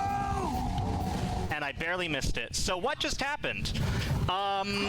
Rails are paths, much like loops are. They have infinitely many possible points. The game, when you try to snap to it, doesn't know which one of those points to put you at. So it puts you, I didn't spawn the thing, it puts you at the origin of the stage as a failsafe. So we are in the origin of Section 2, which happens to be quite far into the stage.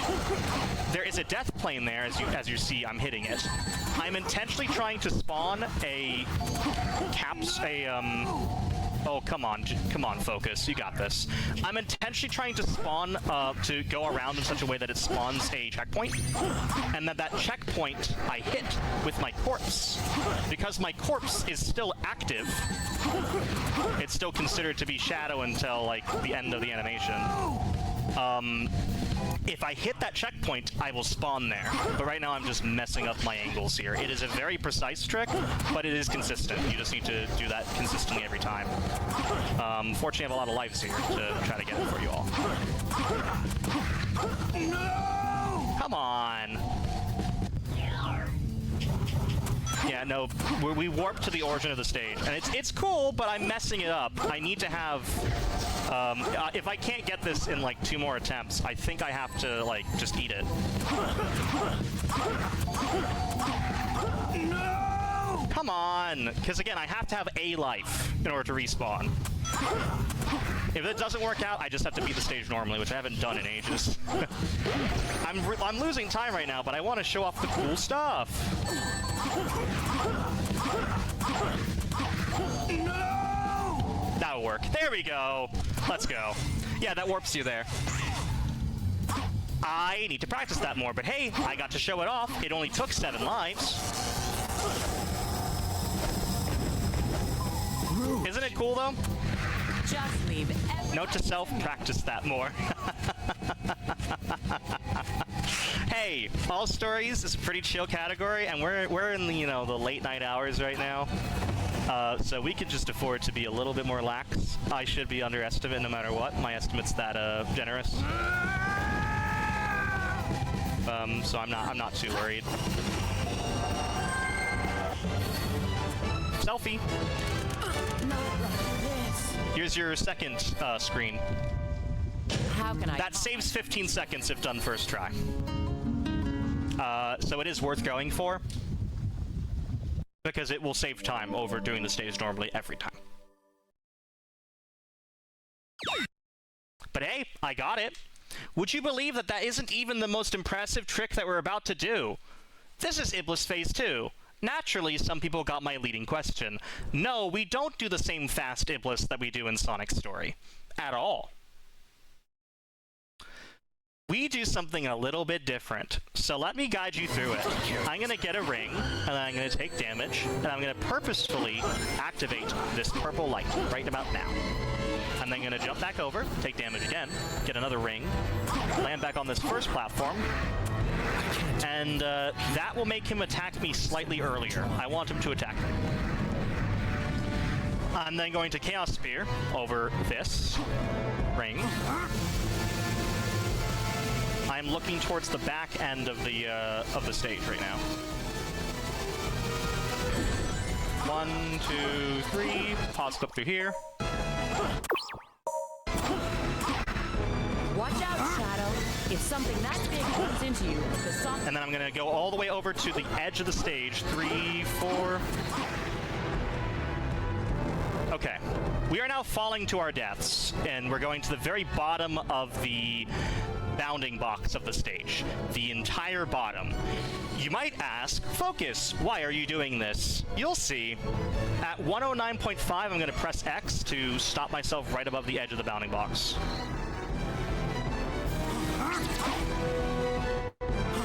Okay, that should be low enough.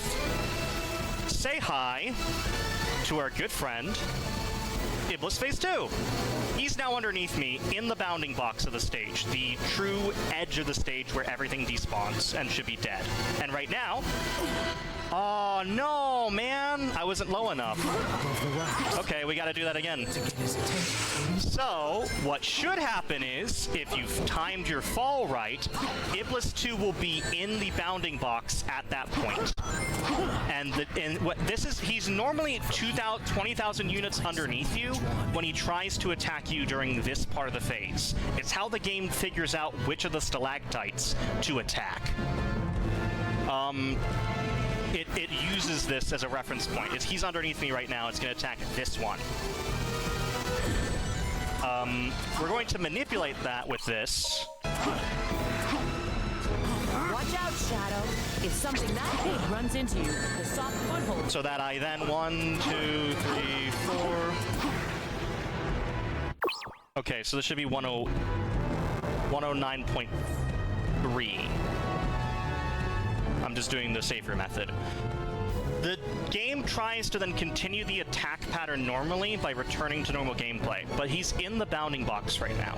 Because he's in the bounding box, the game will not know what to do. I think this should be... I'm gonna play it safe. I hope this works. If not, we have one more attempt, so... the game doesn't know what to do at this point when it tries to return to normal gameplay. He's in the bounding box, he should be dead, so the game just despawns him. Like that. Bam. Fight over. Completely. He's gone, he's dead. That's it. That saves about a minute over what we could have done previously. If done first try. Of course I messed up, but we're about even. I died and we're still about even with the previous strat, which is how funny this strat is. It completely despawns the boss. This is all Gordon Ramsay's findings. He found this mere days before his GDQ run. He looked into the game's code and looked at the boss logic to see if there's anything that could be done to quickly despawn it, and he came up with this, and it works. This is a recent trick finding in like 2020. So I remember someone in the chat was saying, man, I remember Shadow's story being like the really boring part of the run. Do you feel that now? Because that's pretty cool. That's pretty cool that you can get to do that. Sonic theoretically could do it if he had gems. In the IL, he can do it, because if you have gems, you can do the same thing with the white gem. But in the main story, you can't do it. Moon jump. Ah, I didn't get it. Oh well. We didn't chant rouge, so it didn't work. The magic word, rouge, rouge, rouge, rouge. Yeah, you can do this weird thing on the corners of some buildings.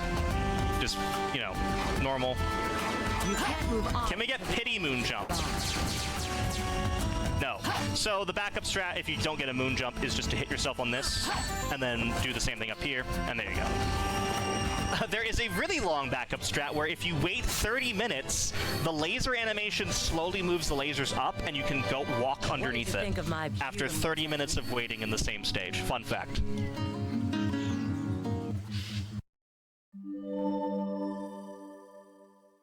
You're talking to a furry and saying, I don't think that should have human breasts. I don't think you're gonna win that fight, buddy. Like, I'm gay, and I mean, it's fine.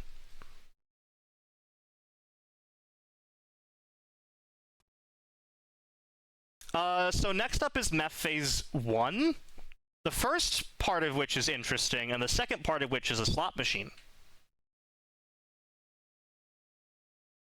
So the first part, in order to actually defeat Mephiles here, he's our shadow, you know? Haha, get it? You know, shadow.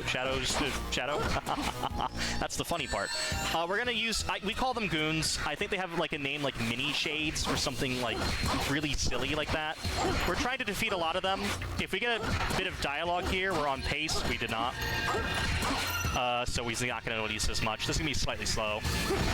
But there's a specific route we're doing here to optimize the amount we can kill.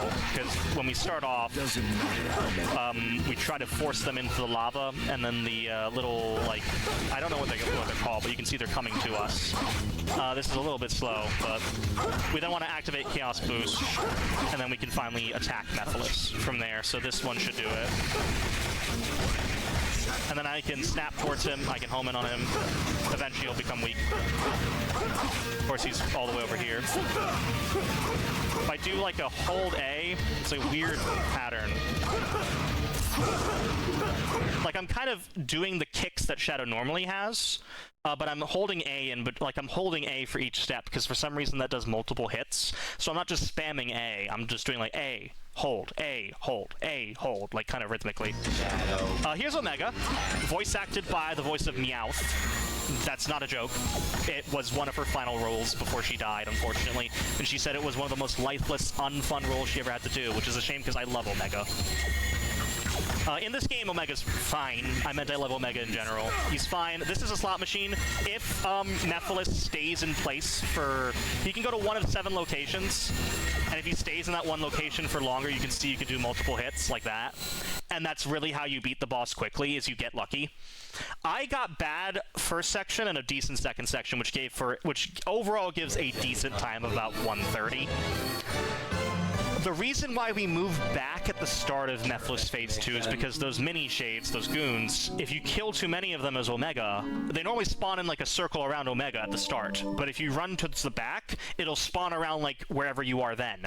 By doing it there, you avoid the mini shades interfering with you attacking Mephiles as much, and you won't kill too many that Mephiles does his invincible respawn of them in the middle, which wastes like 5 seconds.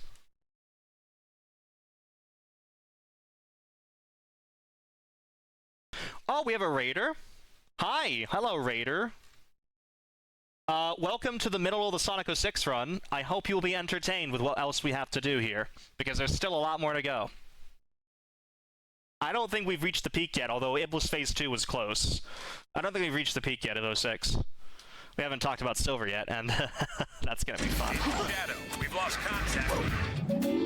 So here's Memory Shard Red. We need to buy it for Aquatic Base. It gives you an upgraded Chaos Spear that's called Chaos Lance. Here's Rouge standing there, ominously.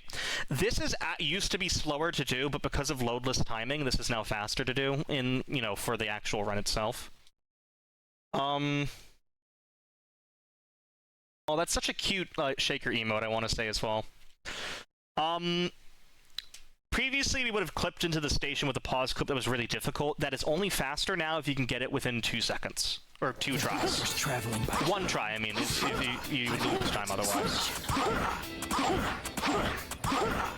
I'm gonna do something I'll just save here, sure.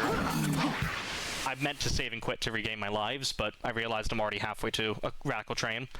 Radical Train is Shadow. We don't need to care about the train. The train will be here, and we will kill the train. Killing a train, that's the word for destroying a train, killing it.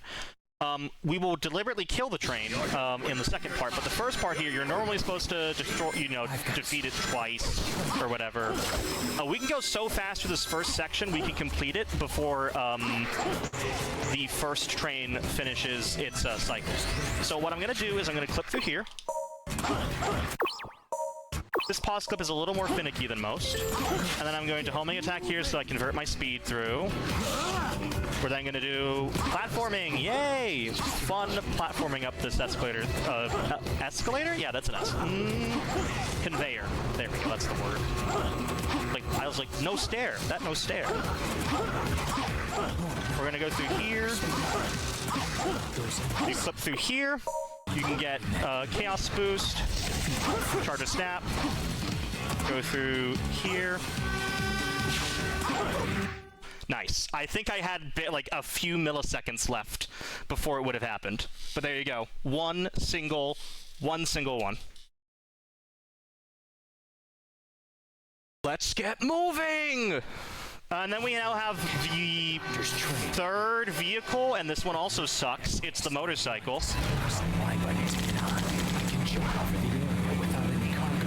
You need to be careful about boosting. We're gonna deliberately fall through here, and I'm gonna hold down. Thanks. We only need to shoot the front of the train, so if I aim here correctly, I think I should kill it. Ah, barely not. Normally you don't want to switch things, but you can, do it. There we go. You don't want to switch vehicles, but you should have, if you align yourself properly, you should be able to continue with the first motorcycle, but the motorcycles are bad, and I'm just glad it didn't kill me more than anything. And yeah, we've just killed the train. How's that for everyone? We just suplexed the train. Sorry, I see the,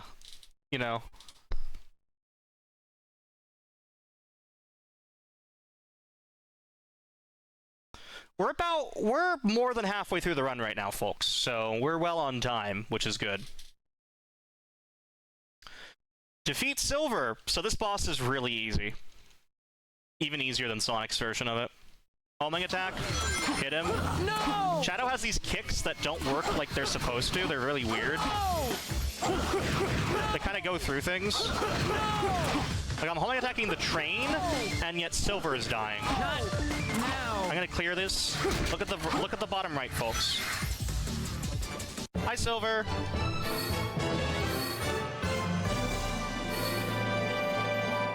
Perfect.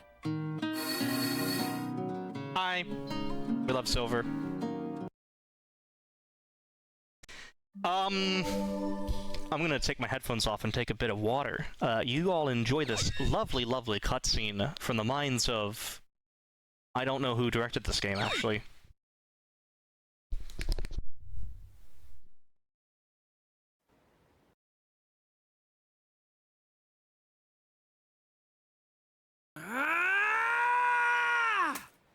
Chaos control! That's not the full cutscene, but that's the only part you need to see. Yeah, we're gonna see that again in Silver's story. Fun. And we're gonna watch it again. Fun. Aquatic-based Section 1 can be defeated really easily. We're going to... I'm actually gonna time this unbuffered. Yeah, let's go. Nick, if you're watching this, it's valid. It's a valid strat. We're gonna homing attack here. 13 seconds. There we go. We just use a pause clip twice. I skipped the first pause clip with a bufferless version, and you can get to the end of that Section 1, skip all of Silver, like that. We're then going to go and deliberately avoid rings again, because we want to avoid an S rank. It's faster to avoid an S rank if you can avoid the S rank in 5.5 seconds or less, because that is the length of time it takes to have that cutscene go. So if you can avoid the S rank in less time than that, you save time. And that's exactly what I'm going to be going for here. Pause clip. Motorcycle. I want to get as few points as possible, so I'm not shooting at anything, although apparently if I boost into it, it still counts. Awesome. Kill 2 of them with my thing. This part is laggy on every version for some reason. It's going to kill all these enemies. You can see we're getting big points bonuses because of killing all of them at once. Literally going to get hit. Go to level 2. And I'm going to Chaos Snap through these Methless Worms. They have names. Not individually. they had names, Focus. Why would you do that to them? There was Derek and Natasha.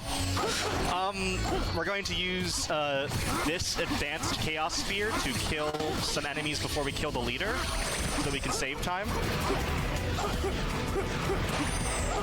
And that should avoid the S rank. It was a little bit slow, but we still should avoid the S rank. Nice. Not even a challenge.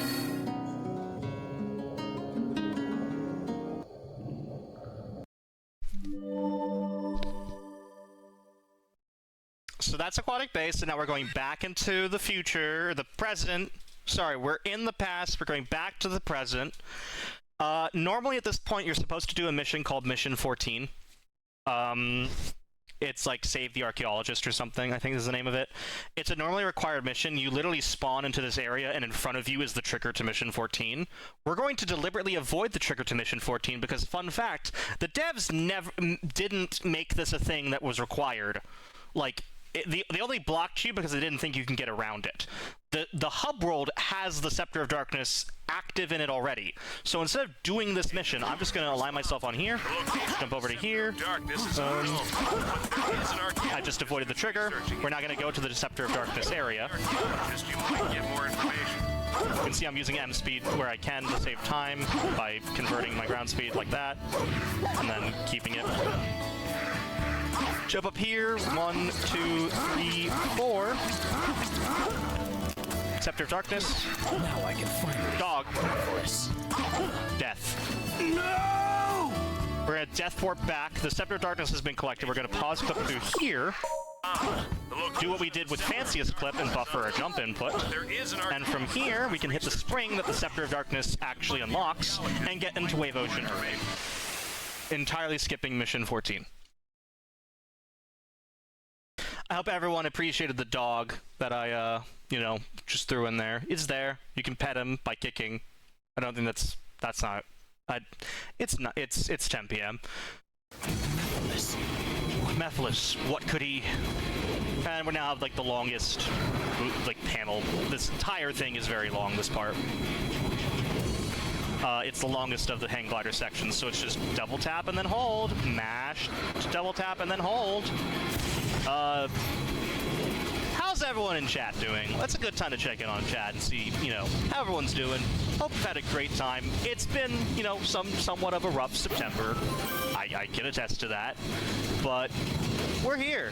We're playing Sonic the Hedgehog 2006. It's almost 20 years old. I'm sorry if that makes you feel old. I'm having a good night. I hope you're having a good night. My name is FocusSight, and that's what's right, baby. I messed up the rhyme by adding baby. We now play as Omega. Fun fact about Omega, he's the fastest character in the game in terms of base movement speed. His run speed is faster than anyone else. Faster than Sonic, faster than Blaze, faster than Shadow. It's not faster than Sonic Blue Gem, but in terms of base running speed, he's the fastest. I mean, I guess it makes sense, he has, like, boosters, but, like, the person who voiced Meowth playing a very dull robot is... Because in this game he has no pizzazz like he does in other games, where he's basically like, oh, what if I murder everything for you because I love you? I love Omega. He goes so fast, in fact, Omega does in this game, that because of his big model and his fast speed... Welcome, Omega. It won't take much for me to deal with you. He can. Come on. Yay! He can clip through things by just walking against them. That skips all of Shadow, and there you go. That's Wave Motion. He's literally so fast he can run through things. Adequate. And he does this in the DLC stage, Team Attack Amigo.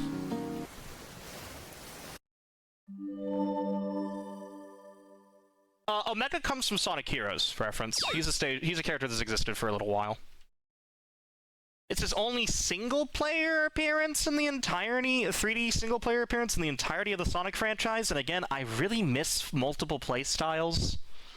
Like, I know that was a thing with, that DLC in Sonic Frontiers, but man, I like this playstyle. I like having multiple characters. We now get into Shadow's the only required mission normally in Shadow's story in the speedrun. This is the first time we really see Shadow's combat. You can see that I can attack enemies from afar by using the additional attacks, but only if I kill the first enemy with that homing attack. I can then use Chaos Snap to sort of chain between enemies, like this. And I also bought Chaos Lance, which allows me to do this.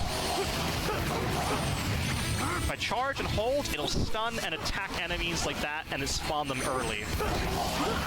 Which is why we want to use it, because it's faster for this combat. Oh.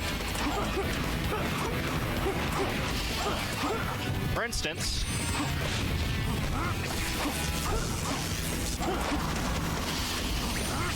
we can spawn this one early, and kill it early because it's a leader.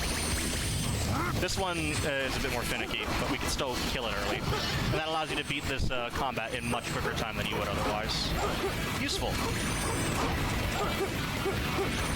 Solid. It wasn't the best, but it was still good. 53 solid. To be fair, I've mixed up Gamma and Omega a lot, so I can't be one to blame. Anyways, here's Regis Philbin. I can't do accents. Why am I trying? This is Lord Regis. He gives us access to Dusty Desert.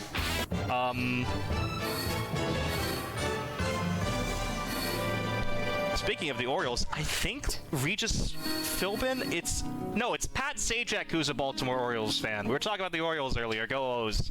Pat Sajak is a Baltimore Orioles fan. If you didn't know this, now you do. He sometimes is just in the crowd, and they sometimes pan to him, and it's very amusing to me every time it happens. Anyway. So yeah, Lord Regis gives us access to Dusty Desert, which is the final stage of Shadow's story, so we're almost done here. We're almost done here.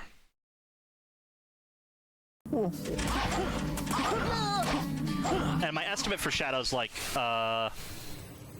usually a 52, but I think that's generous. So we're about 44 minutes in, so we should get a sub 50, everything assuming going well. So this is the final stage of Shadow's story. We start off in a vehicle that we were supposed to get in earlier when we did the Rouge Moon jump in Kingdom Valley, but we only get into it now, the hovercraft, which allows us to travel over water and or sand. Normally, you can get out of vehicles by pressing Y. This one is hard blocked so that you can't do that. But there is a backup. If you are flipped over, the game will recognize you can't rescue yourself. And so instead of just letting you die here, it will, after like 5 seconds, it'll explode, and then you can just clip out here, skipping this normal slalom section you'd have to do. And it can allow you to finish Dusty Desert's first section rapidly, fast. They knew about this one as well, because when they made the very hard DLC, they double sealed the door, making it impossible to pause clip through. So clearly they knew the pause clip was a thing in development.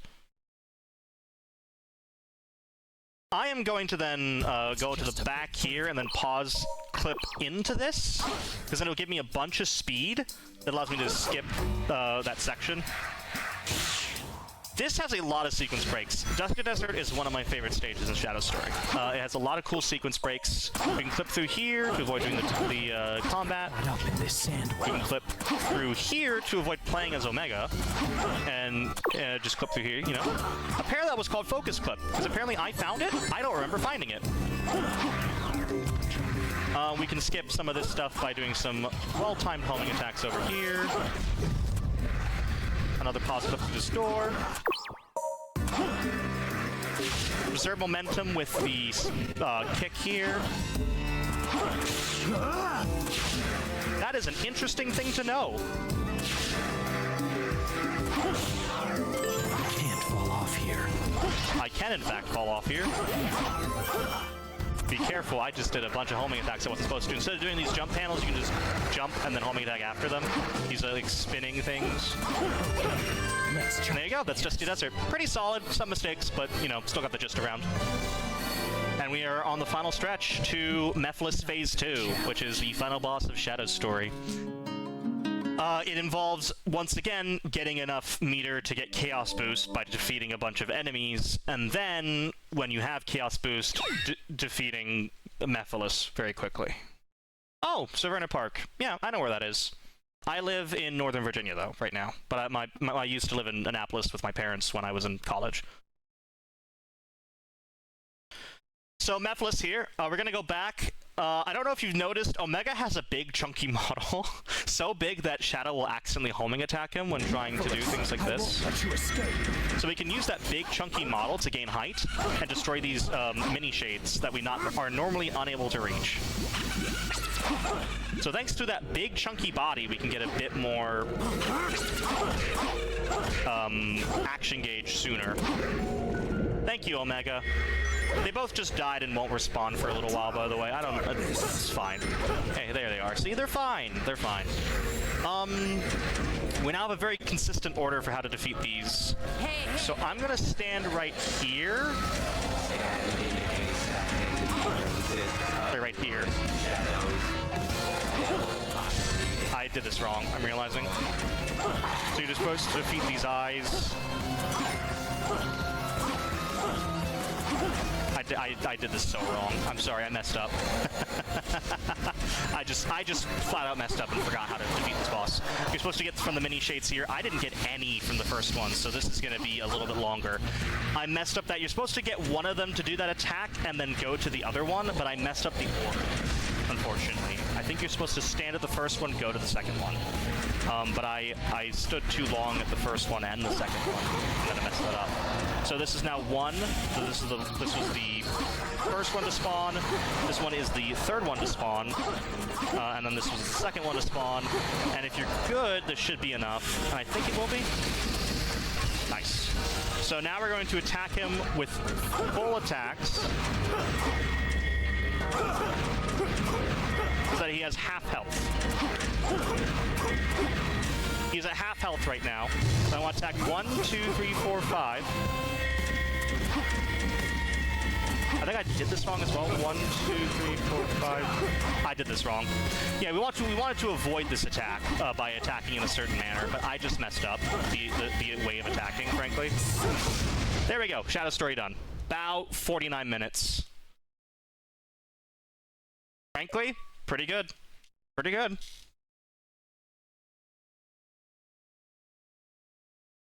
So that's 2 stories done, 2 more to go, and it's really 1 more and then 1 final story to go. Perfect. Bit rough on Meph 2. I just forgot how to play the boss, frankly. It's 10 p.m. And we have the most complicated story next. But fortunately, this one is one that a lot of my muscle memory is in, so hopefully it'll be pretty good. We're still well on pace to finish within the estimate, which is what matters most. Silver story! I'm sorry for all the technical information that I had to give to the other language restreams of this. This story is complex. Let me talk to you about it. From the very beginning, we're going to go all out. There's a trick called telethrow. Telethrow is an exploit where if you lift an object, RT while on top of it, and you do so standing from a steeper than 45-degree angle, and then you throw and land back on the object, you can ride come fly on it. There is a lot of minutiae to this trick, but it allows you to fly on pretty much any liftable object, as you can see. This was a fairly recent finding. I found it completely by accident in 2020. The story used to be a lot more less unified and a lot less easy to control. We now have another thing. We're going to skip Blaze here by doing something called levitation extensions. By holding the stun slap in midair, the frame that my hover ends, I can both replenish the action gauge in midair and convert the momentum from my hover into my regular air falling speed. This allows me to go around Blaze and instead do this telethrow sequence.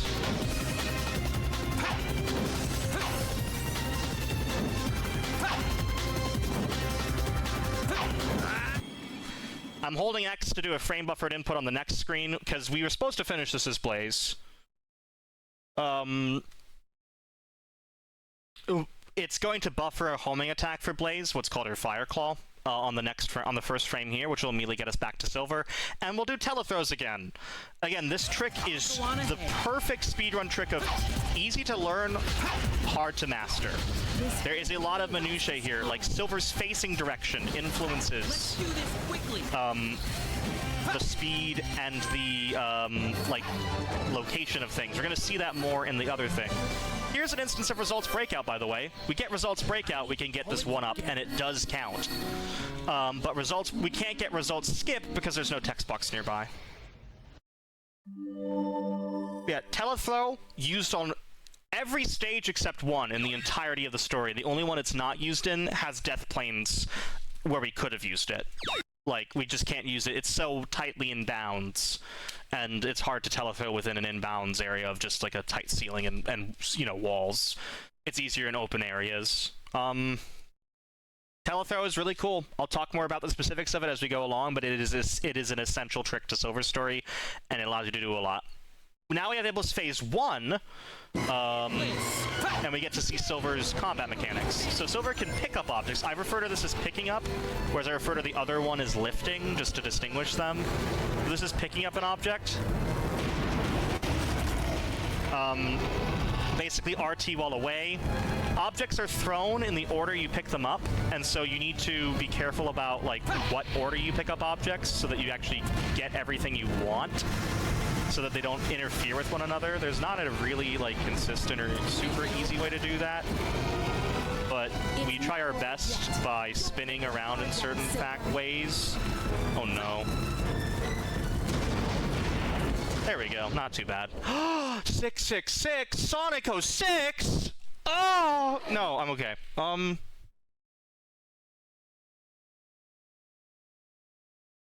Yeah, the combat essentials are really, you just need to be aware of what objects you pick up and how, because you don't want one of your held objects to interfere with the object you're trying to throw. Which is why I desperately try to spin around sometimes to get it a little less clogged up, if that makes sense. And so it's very important to keep that in mind as you go through Silver. Notice, by the way, we have 6 lives instead of 5, because the one I picked up in the results skip, or the results breakout, it counted. I picked it up in the results screen. It counted. At this point, we're going back because we want to kill a 16-year-old, apparently. That's what Mephiles told us to do. Sonic is 16, so just kill a teenager, save the world, I guess. Sure. The Iblis trigger. We're gonna yet again get on an object and telethrow it. As long as it's steeper than 45 degrees, and you do this, it works. All you need to do.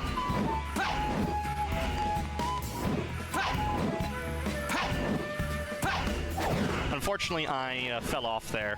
Yeah, if you don't hold the inputs right, because you still need to hold against the object. You need to land back on it, because normally the game, in order to try to prevent you to do exactly that, it throws the object down at a 45-degree angle, and then it buffers a jump. We are negating that by standing at a steeper than 45-degree angle, which makes down relative to Silver now forward and up, and we then hold towards the object to land back on it, thus making the things the devs tried to do to stop us from doing exactly this pointless. And again, we can do this on pretty much any object. Here is a box. We've tilted this side enough.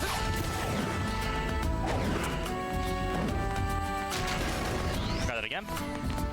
We've tilted this side enough Oh, that didn't work like I expected. Let's try that again. I think it only works on first spawn, which I didn't know. Lotus will help me jump. So if I hold forward and lift here, Psychokinesis. I should get this enough. Oh! Instant flip. Nice.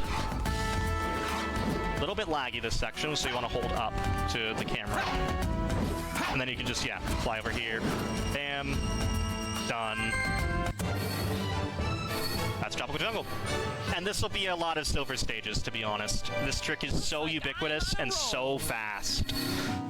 Funny number! Hey, we were talking about Rouge earlier, right? The game supports Rouge. Do you see that there? Do you see that?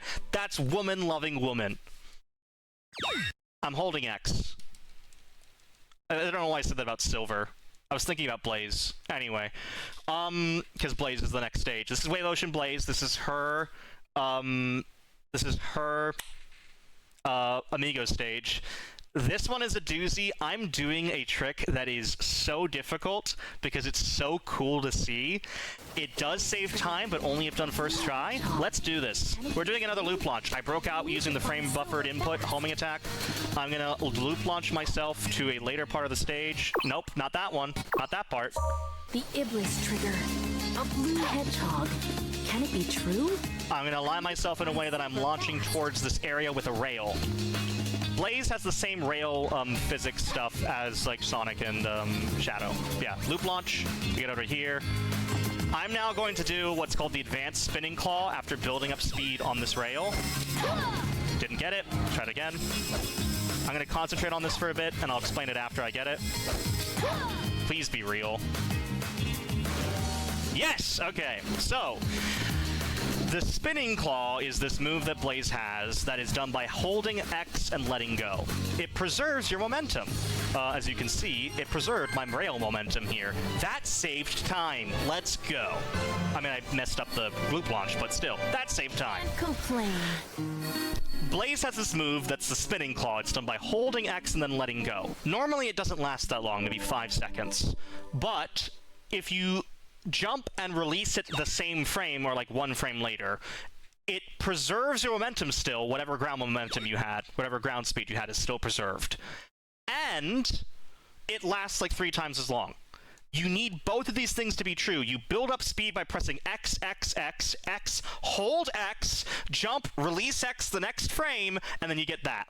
For some reason, it also bounces you off water. I don't know why. It just does. And there you go. That saves time there. And it's a very cool trick. The advanced spinning claw, everyone. You'll see it again later. Talk to some people in the town. People in the town! Oh, we love it. I'm gonna grab some boxes. Because next up, this you thought that was it for Silver Story Tech? Nuh-uh, nuh-uh, nuh-uh, nuh-uh. We have the lift exploit. Lovingly sounding like an IBM peripheral from the 1980s. The lift exploit allows me to do this. If you have a flat object and are pressing it like solidly against a ceiling, you are able to then pop through the ceiling. Like if you would normally have enough height to go through the like above the ceiling, like I'm able to lift, because when you lift objects, they normally have a ceiling that's set a certain distance up. But if it's enough to go through the actual physical ceiling, you'll actually pop out of bounds and then can jump out of bounds like that. We're going to use it here to break out of bounds in Dusty Desert, and then naturally we're going to set up a telethrow, which will get us to the very end of the stage, because that is Silver's story in the year 2025. So I've manipulated the object to get me out of bounds here. Note that Silver cannot directly control the orientation of the objects in his control. Like, that's all system mechanics, not Silver. I'm gonna push this out of bounds using that. Please stay. Yes. I'm gonna use that sand wave. And then this is steep enough, of course, to telethrow. Dusty Desert, fun fact, is just a giant stage with a giant bounding box. There are no invisible death planes anywhere. The stage was too complicated for the devs to put in death planes anywhere else besides the giant bounding box it's in, which allows us to do that.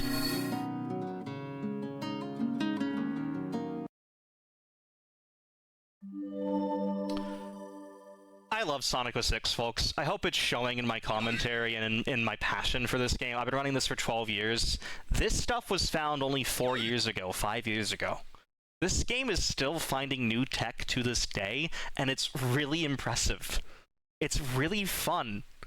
Like, I would strongly recommend if you want to learn a 3D Sonic game, 06 is actually a very good choice, especially with the fact that it might be getting a PC recomp pretty soon, like Unleashed. Oh, I wonder, Brosensha, the person who suggested I submit to this and was very happy when I did.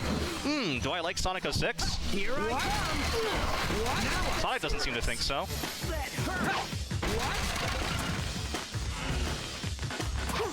Here I come! So, it's actually faster in this stage to get about a 13-second time and avoid the S rank, because the hardest part about killing Sonic here is doing it quickly. You can get like a 6-second time, a 7-second time, but it requires you to have insane hit detection luck, that it's actually more consistent and easier to get about a 13-second time and to get the A rank, because that's about as fast in terms of that.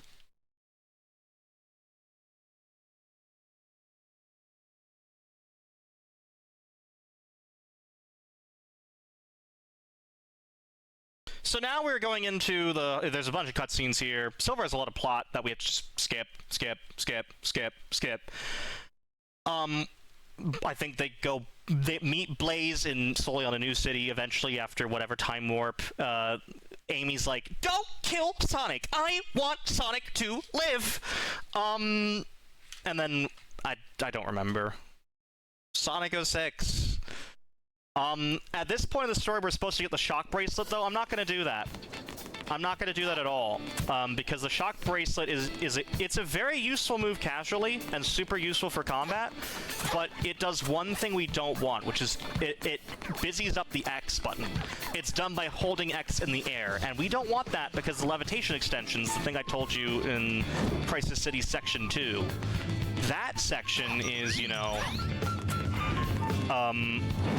We want to have the X button held for a longer amount of time. I'm trying to get this on the opposite side. Thank you. If I put this... Oh. Again, no direct control of this sucks sometimes. Here? Yay. I figured that out by just messing around with it. That is a consistent clip out for some reason. Just walking will do it. It allows you to skip the shock bracelet. But this is the shock bracelet move. It's done by jumping and then holding X.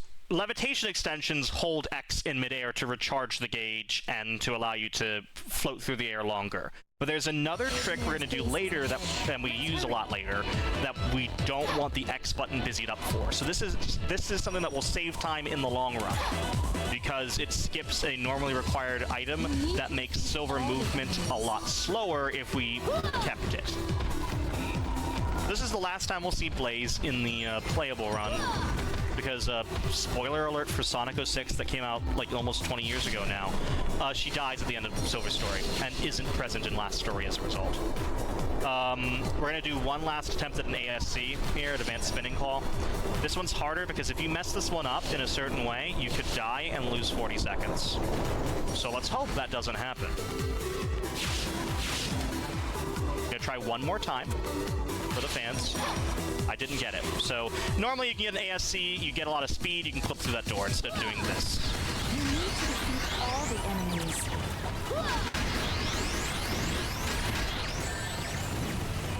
That should be all of them? Yeah. There you go.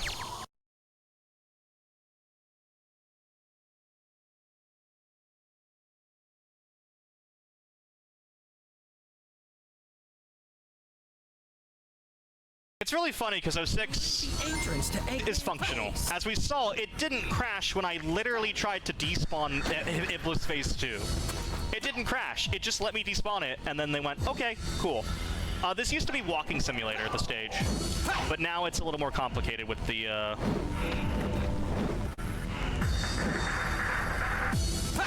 Yeah, unfortunately, this stage kind of sucks because those aren't perfect spheres, and thus it's hard to get a consistent steep angle on them, which makes it back to Walking Simulator.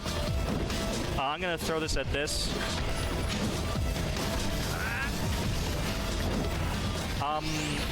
pick up this boulder and we'll try to telethrow on it as well.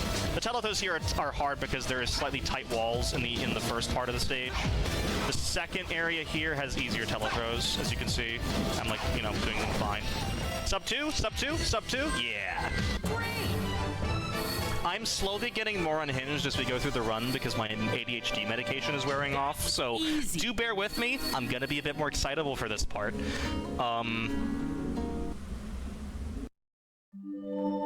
Some bad games need a great salesman to pitch them, and that's what I do with 06.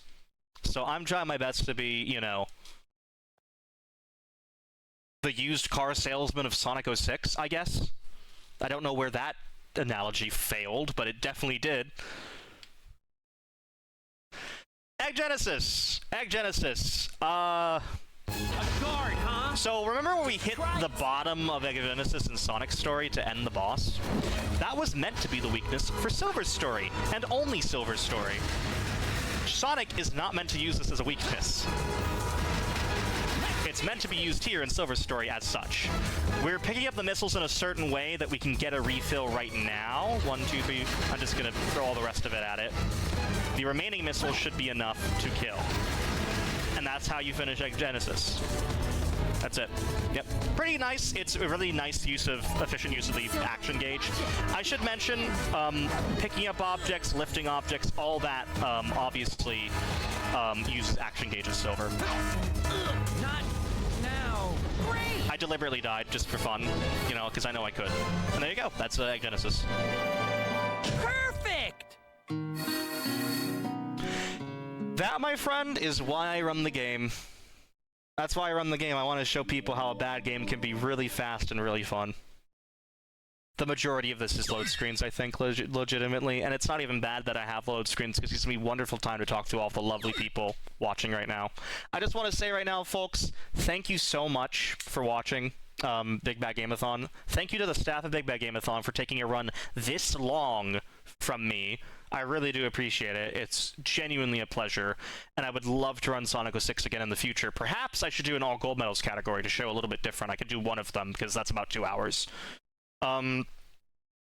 We now get to the fastest part of the run. Amy. Man, we came all the way here and the town is filled with bad guys. You can't speed this up. You just... you do it... Yes.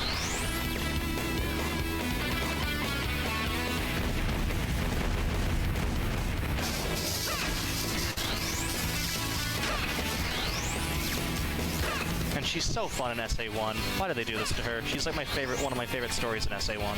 Why did they do this to her? This is one of 2 sections where you're required to play as Amy. Huh? Are you kidding me?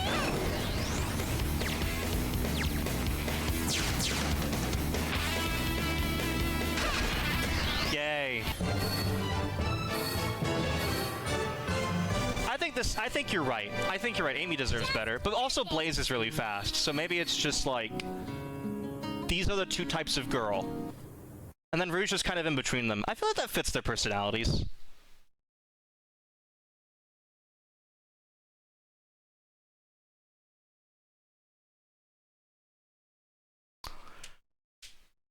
Yeah, that was Amy.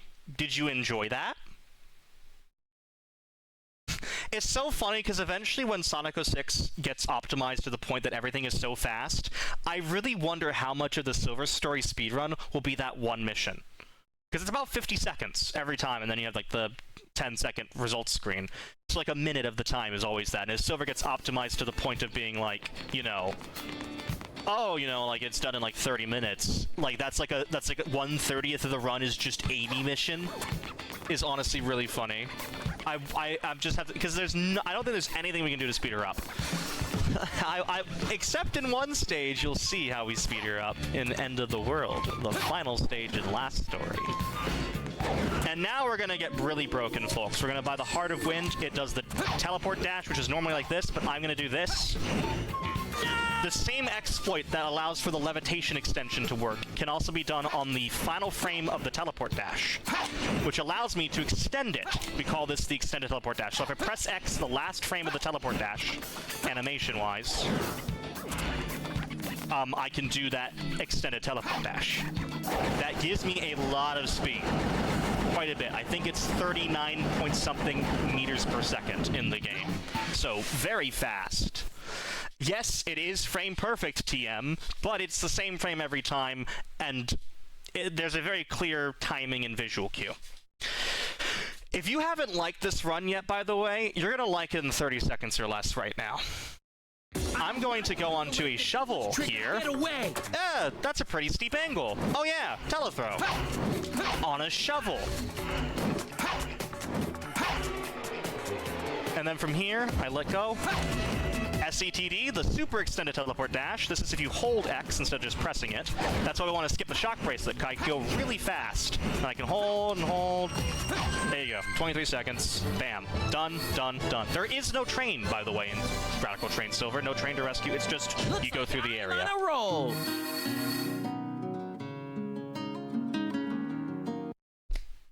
It's a good speed game. It's a good speed game. What can I say? That's awesome. The fact that we can do all that is awesome. And the funny part is that the hardest part of that is the fly through the air on your own. The shovel part is easy. that one trick I did that I flew through the air really fast, that's the hard part.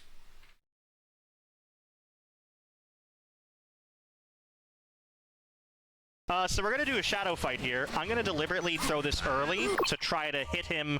Instead of hitting him with objects, because these are too small to hit him with, I hit him with the train.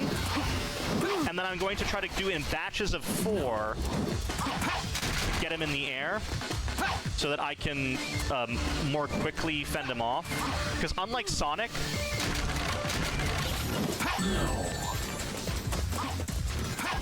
he's very difficult to hit with multiple objects. There aren't as many as there are in Sonic's story. So rather than trying to spam him with a lot of objects at once, I want to guarantee like a good amount of hits. See? Now he's dead. There we go. 44 seconds, not bad. Unfortunately, I didn't kill him on the results screen, but you can get him to be dead, like right here, and Silver will hover right above his corpse. It's very cool. Thank you, Rev. Yeah, no, I do it all the time. It gives me consistent 40s when I do that as well. That's the strat I go for because it's pretty consistent 40s. Who's ready for cutscene round 2? Gives me the perfect time to get some water.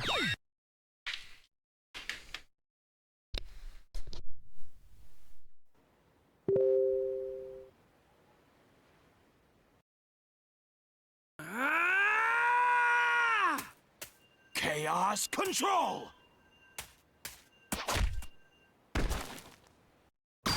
Did the telegram sound make it better?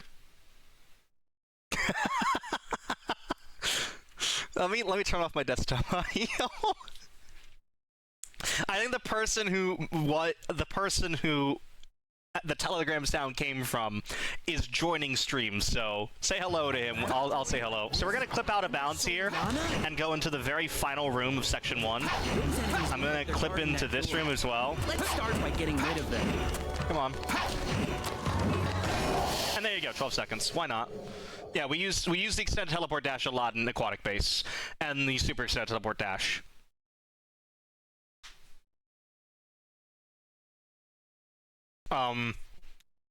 It's right here. And the ending is right there. It's so cool to see. We can also, if you double tap A really quickly, you can get the teleport dash on the ground. We call that a teleslide. And it's sort of the same timing as Shadow's like homing attack spam, so it's really useful. Super Monkey Ball. Was this underwater? Classic. Was this underwater line? Yeah, we're gonna use these silver balls. We're gonna sort of monkey ball our way around this. And then we're gonna do something called Hope and Clip. I'm gonna aim right here. So that is a way to clip into and skip this portion and get directly to the final combat section.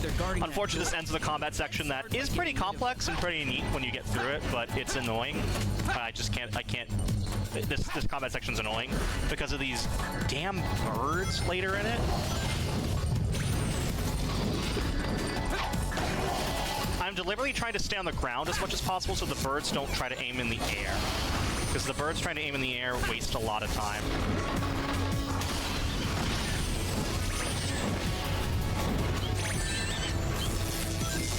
Fun fact about the birds when they're stunned, though, as you saw right there,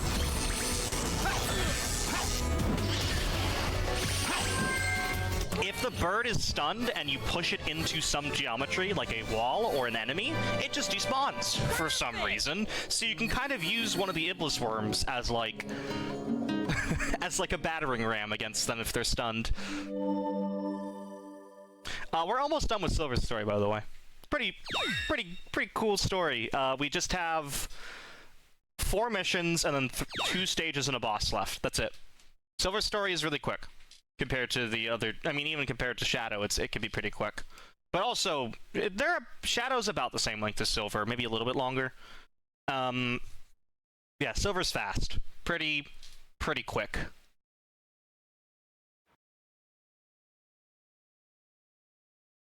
Hi, Peebs. Sorry you didn't make the decision until now.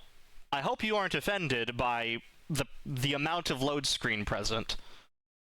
Because we're gonna wrap it all up for you and give it to you as a present on Christmas. You're gonna have to sit down and watch all the load screens and nothing else from this run. I'm going to stop Dr. Hey.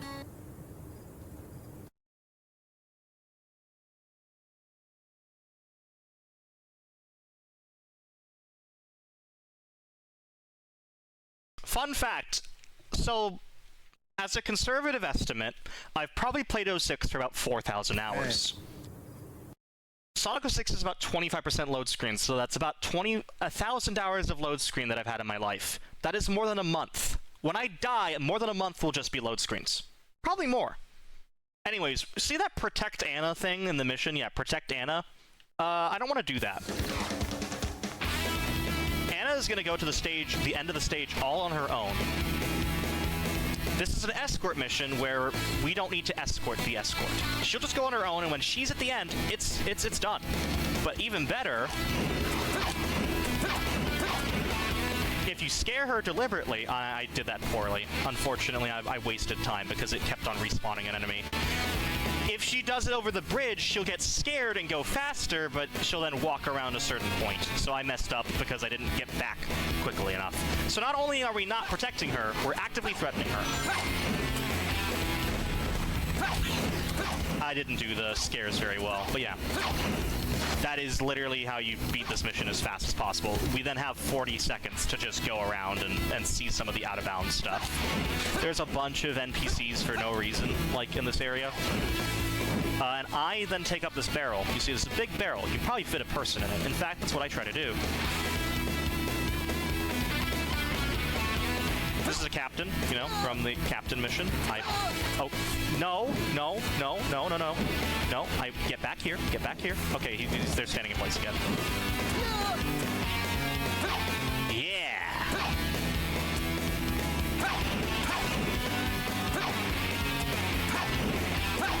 Yeah.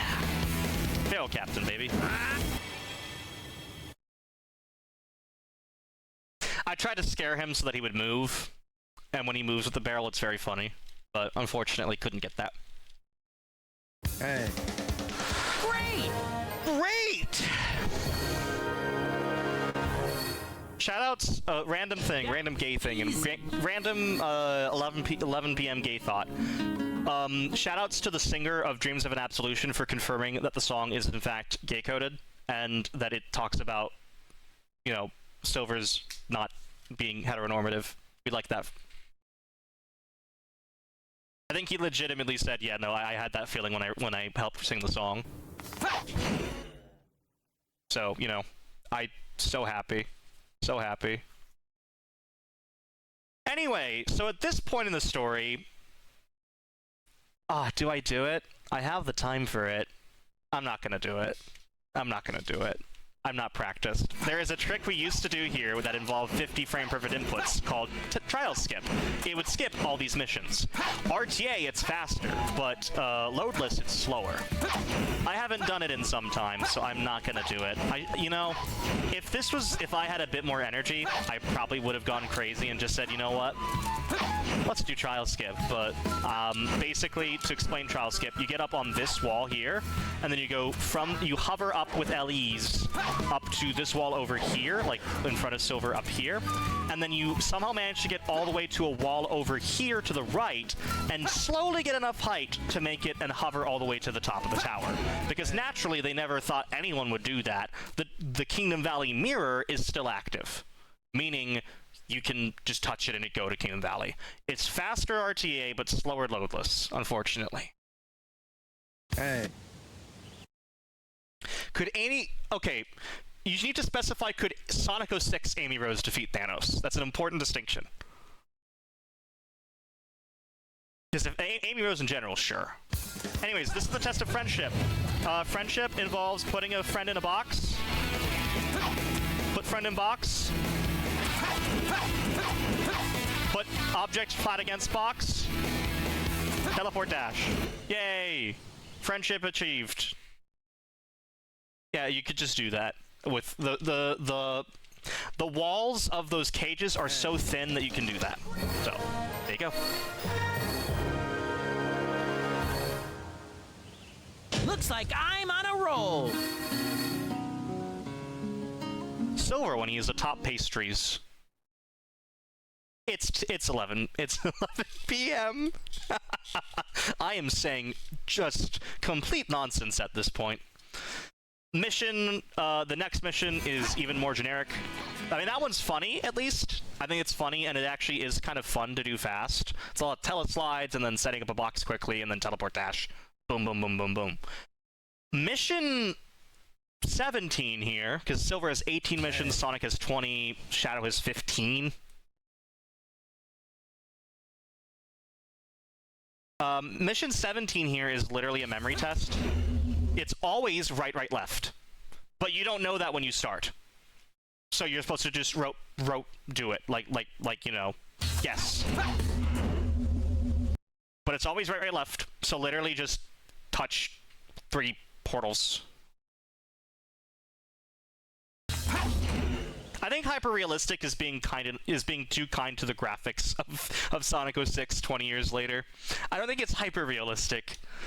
It's attempted realism. I want to dress up as one of these bishops, though, for Halloween one day. I think that would go so hard, and like no one would know what I'm dressed up as. Only me. And maybe like 2 people nearby me.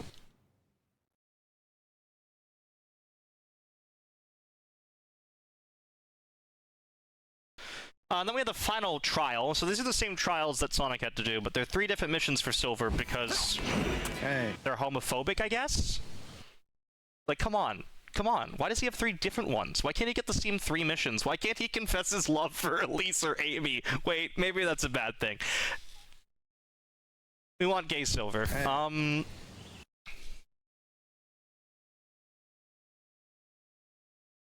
need to have the hey.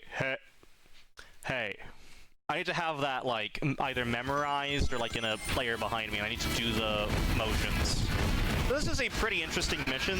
This one is a mission that has no objects. So we need to use efficiently the things that these enemies give us. So I'm picking up all these missiles, and I'm using them efficiently to destroy everything. If done properly, I do a slightly different method than everyone else, but yeah, I can see I'm aiming for these ones. I'm gonna then... These guys, when they shoot their things, these normally do half damage, but if you shoot them on the final one, you can see it does full damage. Normally, though, they would just spin around and you can stun them, but that's about it.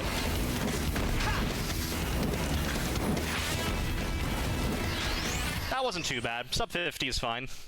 I didn't, you know, my execution's not the best here, but yeah, it's a pretty cool combat mission. And it allows you to, you need to use the enemy's weapons against them. You could do this at the best in like 37 seconds if you get all that done well, but I had a few bonks and just missed missed weapons. I didn't use them efficiently. I'm reverting back to baby form at this point. It's 11 p.m. It is time for nighty. Yeah, so next up we have Kingdom Valley, and would you believe me when I say that there is more silver tech that we haven't talked about? Another tele-blank, in fact. So, the start of Kingdom Valley here is going to do a trick that is largely obsolete, but is used here because it is the most efficient here, called a tele-launch. A tele-launch starts from a tele-fling. The tele-fling is essentially picking up an object from afar while on top of it. The game tries to push you at a certain distance away from silver so you can kind of ride on it. It's very uncontrollable. If you then throw an object while you're in that state and then lift it, this happens. And I can use that really, really, really quick height to finish Kingdom Valley Section 1 in 14 seconds.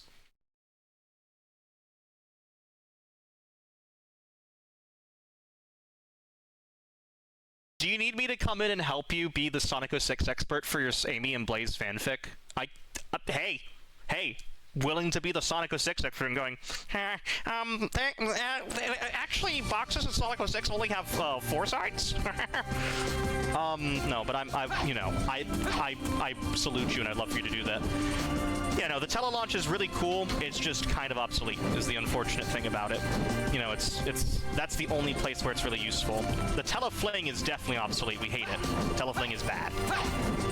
Compared to tele-throw, which is what we're doing right now, we're setting up a box. The rest of this run for Silver Story will use box tele-throws. So you can see that I'm adjusting Silver's facing position to be, like, slightly right. That his facing position influences the directionality of the throw. So by holding towards the right here, I'm able to, by looking towards the right and then holding towards the object to stand back on it, I'm able to throw the object more and more right rather than up.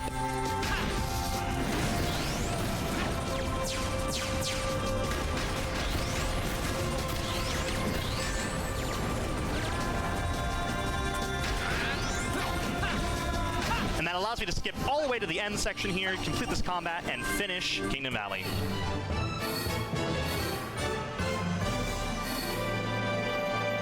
Looks like... And I even got an A rank instead of an S rank by 50 points.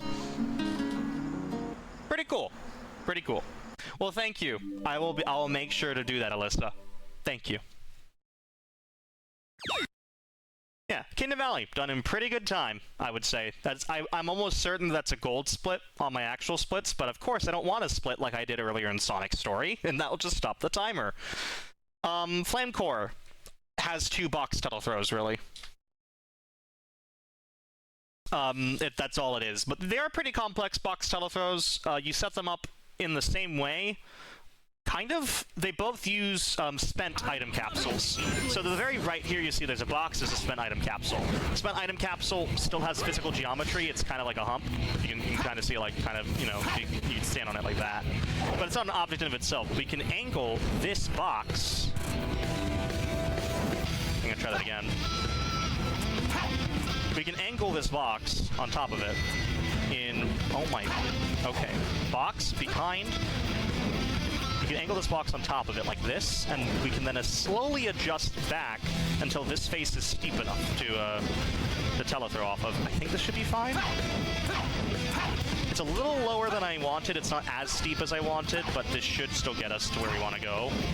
You can see, though, like, the complexity of tele-throw lies in these minutiae of angling silver in a certain way and then adjusting and fire to see if you want to go more horizontal or vertical. There's a lot of complexity with that. We're going to use the SETD. Same as a regular extend teleport dash, you're just holding X rather than pressing it to get over to here. Thanks. I'm then gonna try to attack this from this angle. I didn't get it.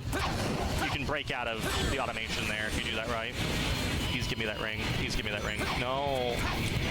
You can see the Cocoa Puffs, as we call them, the meteors. Highly unpredictable here. Where did that one come from? Hello? Did the jump panel just spit a Cocoa Puff at me?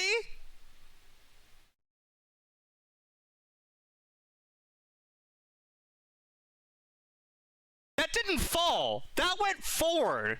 Anyway, after the stage equipment tries to kill you, we get to section 2. Is that thing? And we're going to set up yet another telethrow. This telethrow is a lot harder. There is a hole in the ceiling that we're going to try to hit. And we're going to try to throw a box, telethrow a box, from here all the way to the final segment of the stage. There are a lot of death planes. There are a lot of ways this can go wrong. So I'm going to try my best to set this up properly. We want to get this spun item capsule. We want to then push this certain distance. I think that should be good, actually. And then we want to slowly edge back until the face this way is shallow enough to stand on, but we need to get it steeper. Too steep. That should be good. No. Okay, one more attempt, and if this doesn't work, I'll just complete the stage normally, quote unquote. What is that? You can see there is a very tight hole in the ceiling. Otherwise, it's physical, like, actual collision. So we need to be pretty precise with this.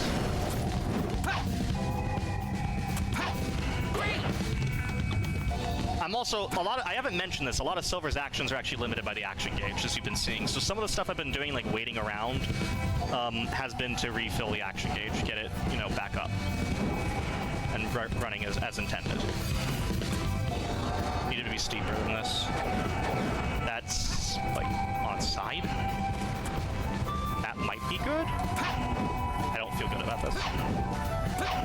Aw, man. Well, I'm just gonna complete the stage normally then. Again, normally. You can throw that all the way through to skip all of this and get all the way into the final chamber, but unfortunately, that collision, man, just ruined me. I'm gonna hover here. This is like the old strats we used to do back in like 2014. This is a telefling, kind of. It's an easier than usual telefling because of the way it goes. And this is the sort of stuff we would do in trial skip. We would hover and gain meter, slowly hover up, and I can use that to my advantage here. So we're seeing some vintage Silver Story strats right now as backups. I kind of like that. Okay, let's move on. I want to get some more rings. I want to lose all my rings. I'm going to clip through this door. And then we have the power of Iblis. Is that the... I'm going to then hover and deliberately take damage here in the air and get a ring. If I do this properly, I'm going to have some rings in front of me, and I can get to this door. I clip through it, and bam, we're done with Flame 4. Unfortunately, I couldn't show you the better strats for Silver Story, but hey, we didn't die, and we got through it. Great! I attempted. That's a hard box telethrow. It's just hard to set up, hard to angle right. If you mess up the angle that it is at, or if you're not steep enough, it's very easy to lose, to not get it. But hey, we're still through here, and we're going to be well under estimate. I can guarantee that with this. We're probably going to be like a 250, I think. Yeah, it is a backup. It is something. We got to get to the stage somehow. And so doing the old stuff is one way. Thank you, 8 Bits of Joy, for the raid, I should say. I should be a good, stream personality right now. And so Silver Story was pretty awesome, right, everyone? That was pretty awesome. What isn't awesome is the final boss of Silver Story, which is the most luck-based thing of anything in the entirety of Sonic 06. So the reason why is this. You can pick these up, and they might explode, and you might barely get any, and then you can still throw them. Making there is a way in which you can complete this boss in like 49 seconds. That is so rare and fundamentally almost impossible.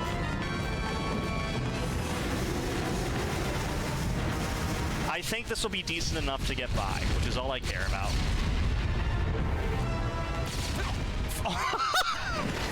Never mind, I guess.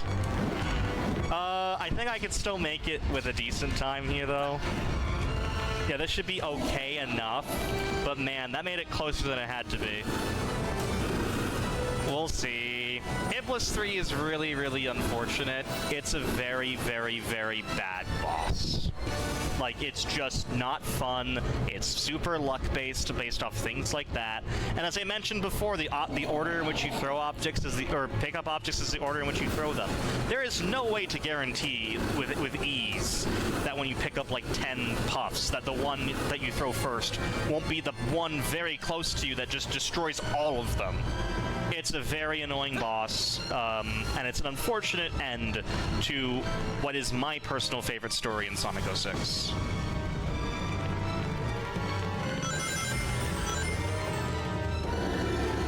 Now we're gonna facepalm him. And we can pick up some puffs here. We can pick up, I think, 2 additional puffs. I didn't get the additional one. I don't know if this is gonna kill. Maybe? I think we're one off. Which really sucks. I think we're one off, though. I genuinely think we're one off. If so, that's a 3-minute time, which is the worst time you can get. But that's okay. It's what it is. Let's hope this kills. I think it's one off, though. I think we're one off, which really stings. Yep, we sure are one hit off. So now he has to come all the way back. And we facepalm him one more time, and then he's dead. Man, again, this is such an anticlimactic ending. It is just a slot machine. You just need to get lucky. You can usually get a 220. I was unlucky enough to not even get that. You can even get a 150 fairly reasonably, but anything more, hard. So yeah, the end of Silver's story is soon, then we got one more story left. Time will be up pretty soon. I think we're gonna end up with a 250. I think overall is a good shout for the overall run. Done. Silver's story. With the ending in the worst way possible, with bad Iblis luck. I don't know what time that was. I'm assuming like a 47 or something. I think we started at like 151, so 48, 47. Not bad. My estimates for Silver individually is 50 minutes, so I think we beat that as well. So that's 3 of 4. The last one is a best of, you can think of it as. Last story is really just, here's everything put together into one level, and then one boss. So last story could be beaten in like 9 minutes. Let's see what we get. End of the World is a very fun stage. It is my favorite final Sonic stage of any Sonic game, and I mean this unironically. Not just as a speedrun, it's a cool aesthetic, it's pretty cool in execution, it's very neat. Basically, one of the ways you can think about it is, we are now in this apocalyptic world where we're going to every single Amigo character and main character, besides Blaze and Sonic, are going to go into a section of a stage and collect a Chaos Emerald. As you go along, the game slowly,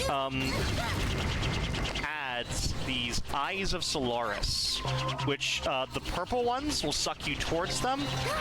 The red ones will shoot items at you. And there is a way with the orbs, you can cleanse them, but we actually want to use some of them to our advantage, which is a very, very cool thing. I have found recent tech in this days before this run was. In this stage of all stages. We play as everyone. Omega, being the fastest possible. We're in Flame Core here.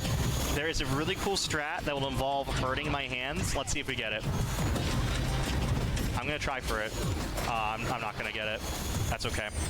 You can get one of these enemies to spawn a spike ball and then stand on top of it. You get enough height to skip what we're about to do here. We don't have enough height to get directly to the Chaos Emerald by hovering around here. This is the backup if you don't get box clip in Wave Ocean, by the way. You just hover around, because Omega's hover loses minimal height if you're just mashing, and you can do it infinitely. Yeah, there you go. That's an Omega section. If you get enough height from standing on the enemy, you spawn an enemy to spawn their spike ball, you can stand on top of it and jump to get enough height that if you mash really fast, you can just avoid having to do that platforming there. The Chaos Emeralds. Knuckles, we do the tornado attack, which is his fastest way to get off the ground, and then we just do an efficient path to the emerald directly. That is a frame-perfect input where you can get it immediately into a glide. It is faster, but it's hard to guarantee.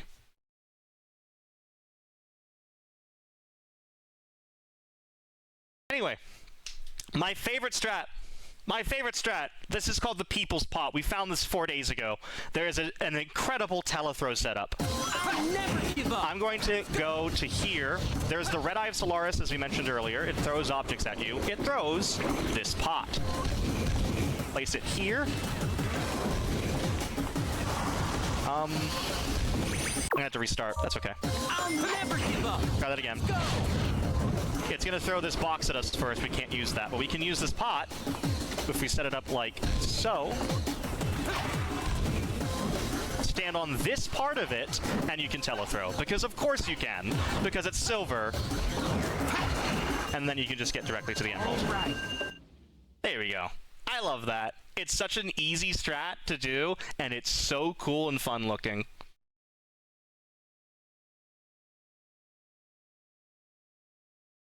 The chaos. Rouge, we just want to attempt to get a moon jump if we can. And I did! Let's go! Bufferless first try moon jump! Ah! Let's go!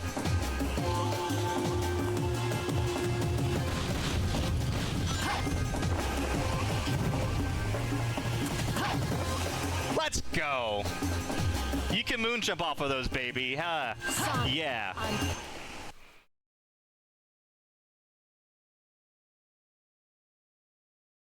Amy is next in White Acropolis. And did you think that we couldn't speed up Amy? You're wrong. See these red eyes of Solaris? I'm gonna do this strat. I don't care. I'm gonna show this off. We can use the red eyes of Solaris to throw a box underneath us and land on it. I'm doing it. I don't care if I'm resetting and losing time right now. I'm doing this because this is the fastest strat that Amy gets. Let's go! Let's go! That saves like 3 seconds. Not even a joke. Because the other option you have is just this. So, there you go.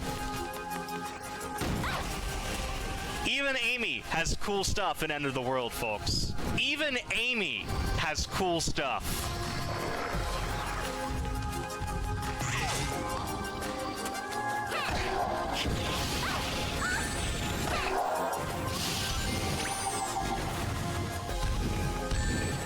Thanks. Yeah, you can see Amy is so slow that she actually gets pulled in by these way worse than every other character. Yeah. And then we have Shadow to end in Kingdom Valley. I'm so glad I could show you the box. Again, I'm chill, you know? I'm chill right now. I'm feeling very, very, very chill. So why not just show off a little bit? We have time. Unfortunately, this stage is a little... It's pretty much the exact same as Sonic's path through this part of Kingdom Valley. Even to the point of doing, like, a trick here with the speed cap breaking. Okay, cool. We actually don't want to clear the orbs because it will do that for us. And then we just finish the stage.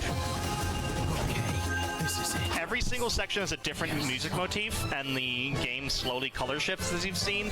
It's such a cool final stage, and it has cool speedrun strats, as you've just seen. I like it. Now we have the final boss of the game, Solaris, which is the fusion of Mephiles and Iblis. The two devils in different timelines forming together the crest from the Zelda games on the Hylian shield.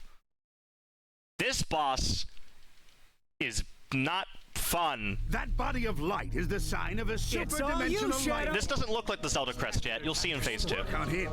We need to immediately swap to Super Silver, and then we pick up these things, and we just throw them as soon as we get them. We want them to hit his arm, and ideally get multiple hits. It's not very predictable. I just hold a certain distance and hope it multi-hits. It's like that. Once this is done, should be done next hit?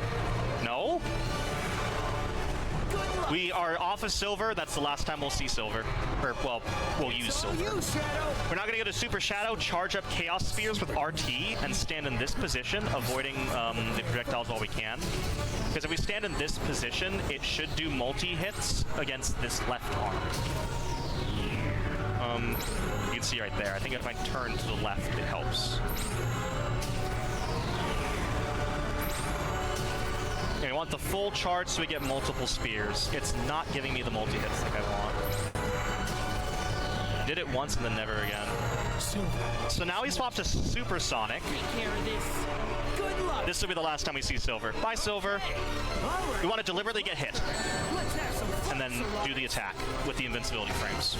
It's faster than waiting for it to charge. So... I think I'm just going to wait for this one to charge, though. Because I wasn't getting hit very quickly. And then we swap to Shadow. It's all you, Shadow. Good luck, Sonic.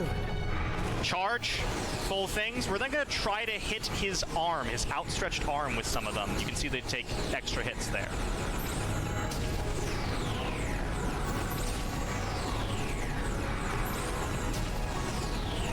That's Phase 1 done. We still got Phase 2. We're not done quite yet. We're soon to be done, though. Soon to be done.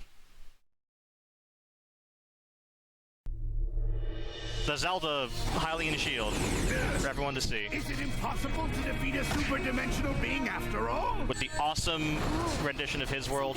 We take 2 hits as Sonic, and then it's all just the same strat as Shadow that we were doing. We hit his outstretched left hand with some of the charged spears to get multi-hits. We just spam them for the rest of the fight. This is the end of Sonic 06, folks.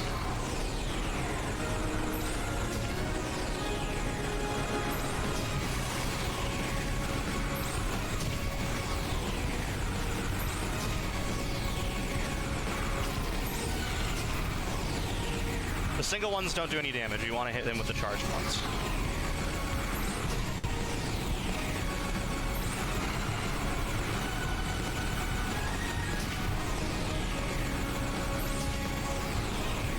Time! Yeah, sub 250. We'll take it. That was, you know, great for a showcase. There were some iffy tricks, obviously, some iffy things done in the middle of it. Not the best at times, but hey, I showed off everything I wanted to and we're well under estimate. That's what matters here. That, my friends, is all of Sonic the Hedgehog 2006. I want to thank everyone at Big Bad Game-a-thon for giving me a shot with this game, for taking the full run, because I think it was a better product overall than it would have been without. By the way, it's a 249.36, because I accidentally split. So it's a 249.36, most likely. Because I accidentally split and stopped the timer. Oops. But that's still underestimate. It's still a sub 250 for sure. Before I head off, because I know we're a little bit behind schedule, obviously thank you all for watching. It was a very fun run. I showed off everything I wanted to, and I think it was a good showcase of the run as a whole. This isn't a fantastic speed game. Big Bad Game-a-thon doesn't mean that the games themselves are bad speed runs, you know? This is a fantastic speed game. It's something that, you know, if you're interested in learning, I'm happy to teach. I know we have a lot of other people happy to teach this speed game. And of course, if you're interested in what Sonic 06 looks like in its other categories and what other runs might be doing, feel free to follow me. I know I'm trying to stream much more often, and I would like to get, you know, more people involved. I stream every Sunday at 4 p.m. My Twitch is at FocusSight, or FocusSight, FocusSight. Please do follow if you have a chance. You know, I would love to see some of you in my regular streams. Maybe we can read the Amy Blaze fanfic. There was only one box on stream together whenever it's written. I think that'd be funny. I think I want you to do it. Live your gayest self. Yeah. That was Sonic 06, everyone. Thank you for having me, and I hope I can be back with a different Sonic 06 category, maybe one of the AGM categories another time here on Big Bad Game-a-thon. Peace.